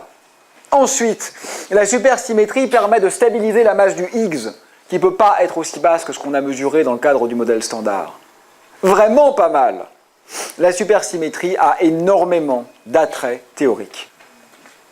Mais là encore, on a un petit problème. On a dépensé 10 milliards d'euros et produit 20 ans d'efforts pour construire le grand accélérateur de particules du CERN, qui certes fut un succès dans la découverte du Higgs, mais qui devait également permettre de mettre en évidence ces particules supersymétriques. Et à ce stade, aujourd'hui, il n'en a vu aucune. Vous voyez, ça c'est à la fois déprimant et excitant. C'est déprimant parce que quand même, ça aurait été génial de voir émerger une nouvelle symétrie fondamentale de la nature, de se dire qu'on a compris quelque chose par la puissance de l'intellection. Mais en même temps, c'est tellement beau aussi d'être surpris. C'est tellement ça, la science. Vous y croyez, vous êtes certain, presque personne ne doute, vous parvenez à réunir des moyens intellectuels et financiers gigantesques, et la nature vous dit « c'est très beau votre truc, mais c'est pas ça ». C'est pas sûr. La supersymétrie est une théorie très flexible. Peut-être dans quelques mois va-t-on observer ces particules. Mais à ce stade, elles ne se montrent pas. C'est aussi intéressant au niveau sociologique, ça. Moi, j'ai été il y a quelque temps membre d'un jury de thèse sur la supersymétrie. Je faisais le rôle du naïf, parce que ce n'est pas du tout mon domaine de recherche. Mais c'est bien, dans un jury de thèse qui est 5, 6 experts, et puis un scientifique un peu hors du domaine pour poser les questions bêtes. Donc, j'avais ce rôle. Et c'était juste après, finalement, que le LHC a montré que la supersymétrie, là où on l'attendait, on ne la voit pas. Et j'ai été frappé, dans les délibérations du jury, de voir, non pas le candidat, qui était très bien, mais le directeur de thèse du candidat, qui avait mon âge, si vous voulez. Quelqu'un qui travaillait depuis 15 ou 20 ans dans la recherche. Et de voir à quel point il était dépité, presque à dire, mais c'est pas juste, on a bien travaillé, parce que la physique avait perdu, la physique des particules, avait perdu le lien avec l'expérience. Ce que je veux dire, c'est que pendant des décennies, les gens ont fait des calculs qui étaient parfois très savants, très élégants et très justes, et n'avaient plus comme seul critère d'évaluation de la qualité de leur recherche que l'assentiment de leur père. Vous étiez bon si vos confrères et consoeurs vous disaient que vous êtes bon. Si vous étiez invité aux meilleures conférences de physique théorique du monde, si vous publiiez dans des journaux prestigieux, tout allait bien. C'était ça le critère. C'était que les autres vous considèrent comme de valeur. Et on avait oublié collectivement, je m'inclus dans la démarche, on avait oublié qu'à un certain moment, la physique, c'est pas ça. C'est pas que le regard des autres, c'est aussi la concrétude du réel. Quelque chose s'impose à nous, qu'on le veuille ou non. Et bien sûr, c'est violent pour ceux qui ont perdu 20 ans. Mais en fait, c'est jamais perdu, parce que montrer qu'une théorie est fausse, c'est déjà un résultat. Mais au-delà de cette violence, c'est aussi une grande beauté, parce que ça veut dire qu'il y a toujours comme... Moi, j'appelle ça un délice de Tantale. Vous connaissez le supplice de Tantale, ce pauvre homme qui meurt de soif et qui, dès lors qu'il veut remplir son verre, voit le courant et le torrent se dérober à lui. C'est un peu ça avec la théorie ultime. Mais c'est un délice parce qu'en fait, c'est très beau qu'on ne puisse pas l'atteindre. Il y a toujours de l'inconnu et peut-être de l'inconnaissable. Et nous sommes dans cette situation. Donc là encore, venez faire des thèses en physique des particules et essayez d'avoir de nouvelles idées, peut-être au-delà de la supersymétrie. Et ça aussi, c'est intéressant au niveau sociologique. N'oubliez pas que la science est faite par des hommes et des femmes. Elle est faite par nous. Voilà. Et il faut s'interroger sur la manière dont elle est faite, et pas seulement sur ses résultats. Nous avons commis sans doute une erreur. Parce que nous avons mis toutes nos billes dans le même panier. Presque toute la recherche mondiale, j'exagère un peu, une bonne partie, essentielle, de la recherche mondiale en physique théorique des particules au-delà du modèle standard, c'est faite en supersymétrie. Et aujourd'hui, on commence à se dire, finalement, ça aurait peut-être pas été mal de regarder autre chose. Parce que ça ne marche pas. Et ça, c'est une leçon à tirer. Mais c'est un peu difficile, parce qu'en même temps, si vous voulez progresser en science, vous ne pouvez pas être tout seul. Donc, on ne peut pas dire que chaque chercheur étudie un modèle dans son coin. Ça ne fonctionnera pas. Et on n'est pas assez nombreux pour pouvoir travailler à 500 sur chaque modèle. Donc, il faut faire des choix, il faut trouver une sorte d'équilibre instable, un chemin critique entre une certaine diversité intellectuelle, mais en même temps, un certain seuil critique de masse de travail et d'intelligence pour que chaque chemin soit étudié avec suffisamment de précision et d'acharnement. Voilà. Je vous invite par exemple à vous intéresser aux travaux de Bruno Latour, qui sont un peu le soufre, qui agacent beaucoup de gens. Mais tant mieux, les gens qui agacent sont des agitateurs de pensée. Je vous invite à n'être pas d'accord avec lui. Très bien, lisez-le ne serait-ce que pour vous battre. Moi, je crois qu'il est intéressant parce qu'il a déployé un regard anthropologique sur la science. Ah, il ne faut pas en rester là. S'il n'y avait que ça, ça serait dommage. Mais le moins qu'on puisse dire est qu'il n'y a pas que ça, il est presque le seul. Qu'est-ce qu'il est allé faire, Bruno Latour? Il est allé dans les labos, et puis, au lieu de regarder, de demander aux gens qu'est-ce que ça veut dire vos équations, qu'est-ce que ça veut dire vos résultats, il a regardé comment ils travaillaient. Il s'est dit, tiens, c'est marrant, celui-là, il prend toujours 3 cafés avant de travailler. Tiens, lui, finalement, il passe son temps à draguer, mais il n'est pas vraiment en train de faire de la physique. Tiens, c'est drôle, l'ordre des auteurs, il a changé. Tiens, c'est drôle, le thésard, on ne le met jamais en premier auteur. Tiens, c'est bizarre, les femmes, on a l'impression qu'elles passent quand même plus de temps à faire des tâches secondaires que les hommes. Bref, il a eu un regard critique d'anthropologue sur la pratique scientifique. Et il a mis en évidence des choses intéressantes. Ça ne signifie pas que la science est une pure construction sociale. Tout le monde le sait. Et Latour, le premier, il me l'a dit plusieurs fois. Mais, il y a du social dans l'élaboration scientifique. Et ne pas le voir, c'est ça l'obscurantisme. C'est pas du tout Latour. C'est au contraire ceux qui nient cette dimension proprement humaine de la caractérisation scientifique. Alors c'est un provocateur, Latour. Il dit par exemple qu'il est incorrect, à moins que ce soit son amie Isabelle Stengers, je ne sais plus, mais ils sont très proches, philosophe belge, on ne peut pas dire que tel pharaon est mort à cause de telle bactérie, parce que telle bactérie n'existait pas encore, au sens où elle a été découverte, par exemple, par un scientifique du début du XXe siècle. Alors évidemment, certains scientifiques montent sur leur grand cheval en disant « Mais non, monsieur, les bactéries étaient déjà là, elles ont été découvertes au XXe siècle, mais elles préexistaient. » Oui, merci, on avait compris, tout le monde sait ça. Ce que veut dire Latour, c'est pas que l'objet bactérie a été inventé quand le scientifique médecin l'a vu. Il sait très bien qu'elle était déjà là la veille, il n'est pas bête. Mais ce qu'il veut dire, c'est qu'il faut faire attention aux catégories de la pensée. C'est que comme on n'accède pas au réel en soi, décrire un monde avec les catégories d'un autre monde peut s'avérer en réalité insensé. Donc, il y a une espèce de rappel à l'ordre, à la prudence, voilà, à la prudence que je trouve intéressant. Mais là encore, si vous n'êtes pas d'accord avec moi, tant mieux. Lisez, venez en parler, opposons-nous dans le respect mutuel et ça sera parfait. Je vous écoute.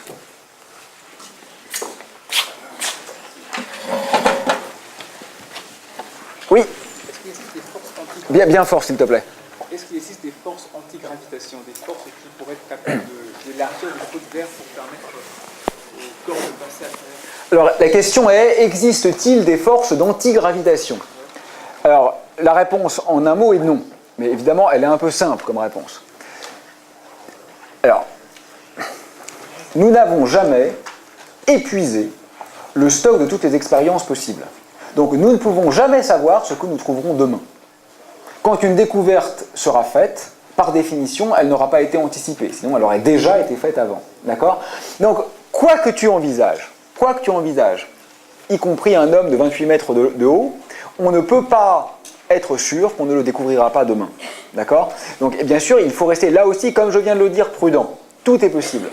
Ce que je peux dire, c'est qu'aujourd'hui, du point de vue expérimental et observationnel, absolument rien ne laisse entendre l'existence de gravité répulsive. De plus, au niveau théorique, dans le cadre de la relativité générale, alors, première réponse, ce n'est pas le cas. C'est-à-dire que la matière usuelle doit être attractive. Ce qui est vrai, et peut-être que c'est à cela que tu pensais, c'est que certaines formes de contenu de l'univers peuvent en effet, via une interaction gravitationnelle, donner quand même naissance à un phénomène de type accélération. Par exemple, les fluctuations quantiques du vide, d'accord, qui sont des objets, qui sont des choses qui existent, qu'on mesure, qu'on observe, qui ne sont pas des élucubrations théoriques, ont ce qu'on appelle une équation d'état, c'est-à-dire un rapport pression-densité, qui est telle que quand on les injecte dans les équations de la relativité générale, elles vont en effet donner naissance à une gravité répulsive. Donc en fait, peut-être tu as l'impression que je te fais la réponse opposée au départ. Donc je vais spécifier ma réponse. La matière usuelle, c'est-à-dire que ce livre, d'accord, et ce pull s'attirent, que ce soit chez Einstein ou chez Newton, et je vois aucune raison qu'il en soit autrement. Ça, c'est la première partie de la réponse. La deuxième partie est, pour certaines formes de matière, enfin, je ne sais pas si on peut encore appeler ça de la matière, mais disons d'énergie, qui ont une équation d'état, c'est-à-dire un rapport entre la pression et la densité, très particulier et très inhabituel, alors oui, l'effet gravitationnel peut être en quelque sorte répulsif. D'autres questions? Oui. C'est pas du tout pour titiller ou quoi, c'est juste pour savoir pourquoi au début vous prenez comme exemple la Bible et pas autre chose. C'est juste pour savoir, hein, c'est pas du tout, Mais c'est une très bonne question, il faut être absolument ouvert avec ça. Donc sa question portait sur pourquoi est-ce que je prends comme exemple la Bible. Uniquement parce que nous sommes ici. Alors, pas du tout parce que la Bible a une prééminence sur un quelconque autre texte sacré, parce que je parle en France, et donc je fais allusion au livre où statistiquement, nous avons le plus de chances, dont nous avons statistiquement le plus de chances d'être proches. Il est évident que si j'en avais la compétence, et si nous étions quelque part en terre musulmane, je ne prendrais pas cet exemple, et je pense que l'argument général tiendrait, mais il serait infléchi. Ce qui est intéressant, c'est que le début de la Bible, les 5 premiers chapitres qu'on appelle le Pentateuque, dans la tradition hébraïque, on l'appelle la Torah. Et la Torah, ça veut dire la loi. Et c'est exactement ça mon propos. C'est que c'est un texte qui est fondamentalement associé à la loi. J'en suis beaucoup moins expert, mais je suis certain que le Coran est lui aussi un texte prescriptif. Toutes les religions monothéistes se veulent prescriptives, avec plus ou moins de latitude, de façon parfois très différente, mais avec toujours l'idée qu'il y a dans l'adéquation à la parole divine quelque chose qui est fondamentalement associé à l'attitude souhaitée. Mais en effet, on aurait dû prendre aussi d'autres exemples que la Bible. Oui. Est-ce qu'on pourrait envisager des particules encore plus petites que celles qui... Oui, très bonne question. Est-ce qu'on pourrait envisager des particules encore plus petites que celles-là? Donc en un mot, oui, on pourrait l'envisager. Ça soulève plusieurs questions. Donc la première remarque, je suis parfaitement d'accord avec toi. Une fois de plus, je vais le dire 10 fois par cours, mais restons prudents et restons modestes. Il me paraît extrêmement peu probable que nous ayons tout découvert. Voilà. Donc ça serait très présomptueux, et de toute façon c'est toujours pareil, chaque civilisation a cru ou a espéré toucher le socle ultime, et c'est toujours planté. Donc il n'y a pas de raison qu'on échappe à cette règle-là. Mais il y a une autre sous-question. Est-ce que la matière est sécable à l'infini? Ça, c'est une autre question qui est intéressante. C'est-à-dire que, est-ce que quoi qu'on voit, on pourra toujours trouver plus petit? Alors ça, il n'y a aucun théorème, hein, évidemment. De toute façon, en physique, rien ne se démontre par théorème. Mais c'est quand même intéressant de constater qu'on est complètement incapable de penser de façon cohérente si c'est le cas. Ça ne prouve pas que ce n'est pas le cas. Mais ce que je dis, c'est que aussi bien du point de vue mathématique que du point de vue philosophique, en fait, c'est presque impossible d'envisager qu'il n'y a pas de briques élémentaires.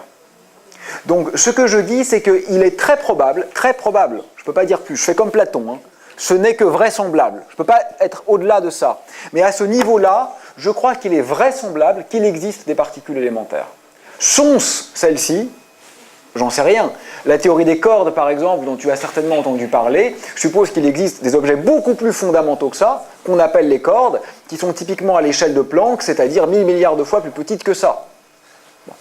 À l'heure actuelle, nous n'avons aucune indication de sous-structure. C'est-à-dire que parfois, tu sais, on voit se signer l'existence d'une sous-structure de manière indirecte, dans certaines anomalies au sein des calculs de section efficace, c'est-à-dire de probabilité d'interaction entre les objets. Aujourd'hui, on ne voit aucune anomalie. Donc, s'il y a une sous-structure, on en est loin, parce que absolument rien ne la laisse apparaître. Une des questions les plus pénibles avec ça, c'est pourquoi 3 familles, par exemple. C'est-à-dire qu'on comprend assez bien à partir des groupes de symétrie. Le groupe de symétrie qui décrit tout ça, on l'appelle SU3, croix SU2, croix U1, donc c'est le produit de 3 groupes de matrices. Mais ce qu'on ne comprend pas, c'est pourquoi on a 3 générations. On pourrait en avoir 5, on pourrait en avoir 18, on pourrait en avoir une seule, ça on ne sait vraiment pas du tout. bien sûr, on le cherche, et si on arrivait à casser une de ces particules, ça serait une découverte très, très excitante. Le LHC a depuis quelques semaines repris son fonctionnement à une énergie supérieure. Donc comme tu sais, hein, augmenter l'énergie, ça revient à augmenter la résolution du microscope. La taille caractéristique qu'on peut observer est inversement proportionnelle à l'énergie. Donc si l'énergie est 3 fois plus grande, on peut voir 3 fois plus petit. Donc c'est exactement ce qu'on fait. On augmente l'énergie et on essaye de voir de plus en plus petit, mais jusqu'à maintenant sans succès, du point de vue de la découverte de nouvelles particules. D'autres remarques? Oui. Je voulais savoir si vous pensez que l'être humain peut encore avoir la motivation de vivre s'il a accès à la connaissance absolue. Ah, c'est beau ça. C'est le genre de question auquel je ne peux pas répondre, évidemment, mais donc la question porte, si j'ai bien compris, j'ai bien entendu, à savoir si l'être humain aurait encore la motivation de vivre s'il accédait à la connaissance absolue. Autrement dit, presque, s'il était Dieu. Ah, terrible. J'aimerais pas être Dieu, mais ça tombe bien, j'en suis loin. Bon, sérieusement, évidemment, je ne suis pas autorisé pour répondre à cette question. Je crois que chacun peut se faire un avis et je n'ai aucune légitimité pour vous dire oui ou non. Je peux vous dire un peu mon sentiment. Ma première réponse, c'est que quand bien même nous perdrions toute velléité à penser et au-delà à exister, l'existence, ça veut dire la sortie de, d'accord, étymologiquement. Et si, en effet, on accède à ce métamonde, ce monde de connaissance absolue, il n'y a plus d'extériorité, donc plus d'existence. Mais, disais-je, quand bien même on perdrait ce désir d'exister, je ne suis pas très inquiet, parce que nous en sommes fabuleusement loin. Finalement, l'étendue de ce qu'on ne sait pas est, me semble-t-il, assourdissant. C'est pas ton cas, hein, mais certains ont tendance à reproduire toutes les erreurs du passé. C'est pour ça que je passe un peu de temps avec les mythes. Parce que quand même, Platon, c'est l'un des esprits les plus géniaux de l'histoire. C'est notre contemporain, 25e siècle, c'est aujourd'hui. Et qu'est-ce qu'il fait? Il dit ras-le-bol avec le mythe. Donc exactement comme nous, en gros. Enfin, moi, je dis pas ras-le-bol, j'adore ça. Mais exactement comme le geste scientifique nous y enjoint, n'est-ce pas? Et pourtant, il a tout faux. En termes physiques, ce qu'il dit des particules élémentaires, ce qu'il dit du cosmos, n'a plus rien de commun avec ce que nous avons compris aujourd'hui. Donc, quand bien même ce savoir absolu et totalisant existerait, cette sorte de bibliothèque de Babel, pour le dire comme Borges, où tous les livres possiblement à écrire seraient écrits, je nous en sens comme arbitrairement loin. Voilà. Donc, je pense que cette inquiétude n'a pas lieu d'être. Si tel était le cas, je ne suis même pas sûr que la pensée s'achèverait parce que, comme je le suggérais tout à l'heure, je crois que se poserait alors la méta-question qui serait « Pourquoi ce savoir-là » C'est-à-dire que si tu savais par exemple que voilà le bon groupe de symétrie, on en identifie un, j'en sais rien, SU10 supersymétrique, voilà, c'est ça le bon groupe de la physique des particules. On se poserait encore la question du pourquoi. C'est-à-dire que quand bien même on l'aurait identifié, on se dirait « Mais dans l'infinité des possibles mathématiques, pourquoi celui-là » Il faudrait donc une nouvelle théorie. Et je crois que quand bien même on aura la réponse, on pourrait se poser encore une méta-question qui serait « Et pourquoi faut-il en rester aux possibles mathématiques ?» Donc cet achèvement de la pensée, d'abord, me semble inaccessible pour un être fini que nous sommes, et ensuite, voilà, je suis plutôt parfois déprimé par l'intensité de nos inconnaissances que de nos connaissances. Oui ? Ah, attends, pardon, je la laisse rebondir et après je te donne la parole, d'accord? C'est juste que le savoir était trop important pour un être humain que s'il devait avoir tout connaître, il fallait qu'il parce que c'est une trop grande énergie pour un être humain de tout connaître. Oui, certainement, c'est comme je répète, hein, pour que tout le monde entende, une trop grande énergie demandée à un être humain que de tout connaître, mais je crois que notre effort n'est pas nécessairement celui-là. C'est-à-dire qu'il me semble que dans le geste scientifique qui nous intéresse ici, mais aussi ça pourrait être philosophique finalement, il y a quelque chose de la connaissance, mais ça peut être une connaissance locale. C'est pas forcément une connaissance globale. Tu sais, les encyclopédies sont aussi, et c'est peut-être ce que tu veux dire, toujours des violences. Ce que dirait par exemple Lucrèce, ce que dirait Épicure, ce que dirait Montaigne. Et donc, il faut peut-être jouer le jardin contre le portique, pour le dire comme les Grecs. C'est-à-dire les atomistes, ou les épicuriens, disons, les épicuriens plutôt contre les stoïciens. Et en effet, il me semble possible de réhabiliter un savoir, parce qu'il ne s'agit pas de dire n'importe quoi, c'est un savoir, mais un savoir local, et non pas forcément un savoir encyclopédique, global, absolu, qui me semble aussi inaccessible en fait qu'en droit. En droit, parce que je crois, mais ça vous pouvez le contester, hein, c'est mon analyse que vous êtes tout à fait autorisé et même enjoint à ne pas partager, parce que je crois que ça n'a pas même de sens. Je crois que le réel n'existe pas en tant que tel. Je crois que le réel est une réponse à nos manières de l'interroger, mais qu'il existe une infinité de manières de l'interroger, et que par conséquent, il n'y a pas de savoir total, absolu possible sur le réel, parce qu'il y aura toujours une nouvelle manière de le faire fonctionner, et que face à cette nouvelle manière, il y aura à réécrire une nouvelle grammaire du réel. Ça n'engage que moi, et là je m'aventure sur des terres instables. Vous disiez, même si on avait la réponse à une question très difficile, on pourrait toujours se poser des questions. En gros, on n'aurait jamais moyen d'avoir une vérité totale, en fait. C'est ce que je pense, oui, que nous n'avons pas... Je crois qu'il n'est pas possible de connaître absolument tout. Par exemple, dans mon domaine, la cosmologie, je vous montre que nous sommes encore au balbutiement, n'est-ce pas ? Il y a 20 ans, on ne savait essentiellement rien. Donc en 2 décennies, nous avons fait des progrès conceptuels extraordinaires. Et pourtant, la question que la plupart des non-scientifiques vont poser, dès qu'on explique le modèle du Big Bang, c'est comment expliquez-vous la création de l'univers ?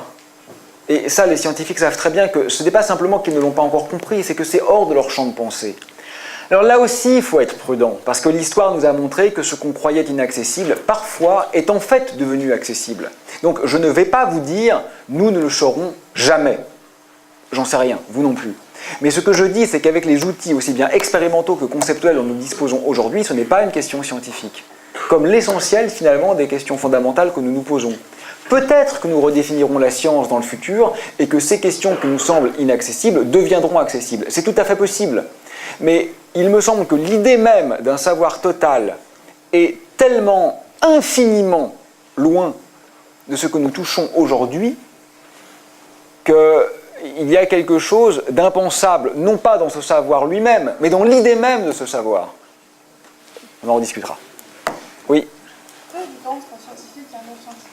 Ah, donc là évidemment tu poses la question centrale. C'est quoi la différence entre un scientifique et un non-scientifique ? Donc là, je vais m'autoriser à ne pas y répondre directement parce que je voudrais que cette question, dès qu'on aura fini la partie un peu historique qu'on fait en ce moment et qu'on va en venir à la partie plus scientifique, je vais garder ça comme un leitmotiv, d'accord ? Tenter de définir la science. Donc je ne voudrais pas tout dire là maintenant, mal, en 5 minutes. Mais quand même, je vais répondre un peu. D'abord, je voudrais la poser dans les bons termes, la question. C'est-à-dire que souvent, on me dit, ou on dit à mes collègues, enfin, ou à vous d'ailleurs, vous qui êtes scientifique, ça m'énerve un peu. Ça veut dire quoi, être un scientifique ? Moi, je ne suis pas un scientifique. Je suis un homme, enfin, un être humain, enfin oui, un homme, mais plus généralement un être humain, qui a un intérêt et peut-être une petite compétence scientifique. Mais je ne suis pas un scientifique. Parce que quand vous dites vous êtes scientifique, c'est comme si ton être, ton ontologie, était scientifique, mais pas du tout. Comme tout le monde, comme vous tous, j'écoute de la musique, j'écoute beaucoup de musique. Je veux dire, moi, je suis complètement, je vis dans l'univers de Bach, avec les variations Goldberg, avec Glenn Gould, avec les versions de Entaille, mais je vis aussi avec la chanson. En ce moment, je suis en train de découvrir 16. Vous aimez bien 16 ? Damien 16, non ? Je trouve ça ridicule. Moi, j'adore Damien 16, voilà. Donc écoutez aussi, donc séchez également après-demain, et puis écoutez Les Meurtrières, Fils d'Artaud, Tango. Moi, je trouve ça génial. Je trouve que c'est un vrai poète de la chanson contemporaine, un peu comme Brassens en son temps. Bon, voilà. Mais, et voilà. Et le Soulage du musée de Grenoble, et les peintures noires de Goya, et l'amour, et le désir, et la soif. Bon, c'est pas scientifique tout ça. Donc, nous sommes des êtres pensants, des êtres sentants, ressentants, comme les animaux d'ailleurs, ce qui est normal puisque nous sommes des animaux.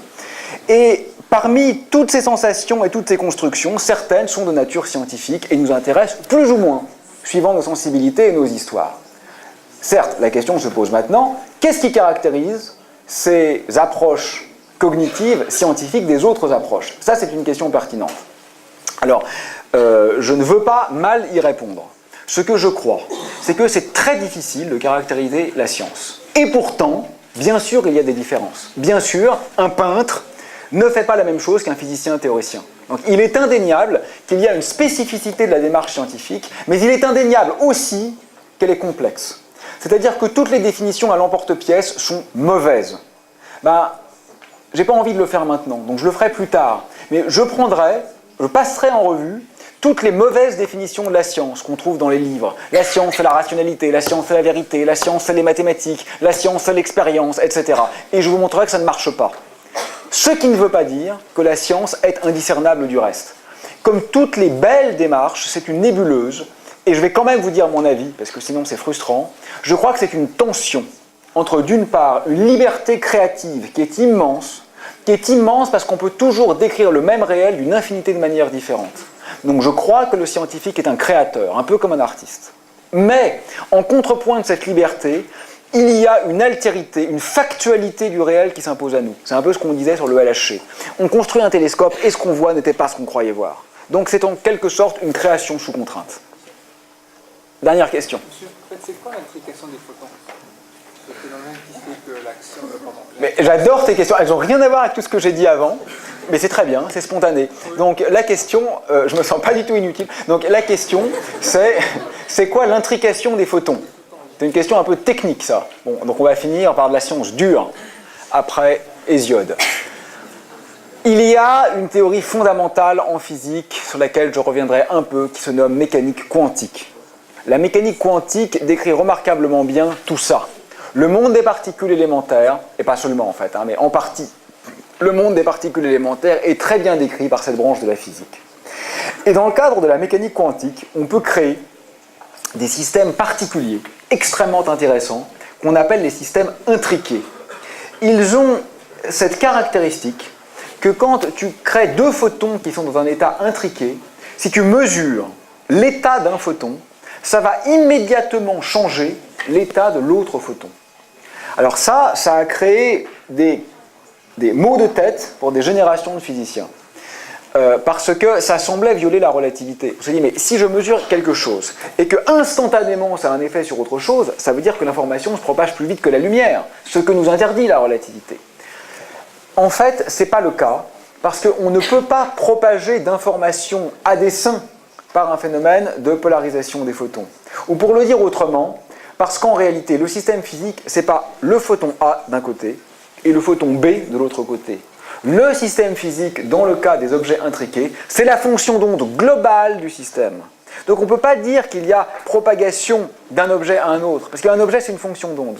Et donc là, ce qui fait sens, c'est la fonction d'onde globale de l'état intriqué. On ne peut pas justement factoriser les fonctions d'onde. C'est ça qui fait que c'est un état intriqué. Et c'est ça qui fait que ça n'a pas de sens de raisonner en termes de transmission de quelque chose d'un photon à l'autre. Bon, ma réponse est un peu délicate, mais ce sont des choses pour lesquelles il faut bien connaître la mécanique quantique pour donner des réponses précises. Je vous souhaite une bonne semaine, à bientôt.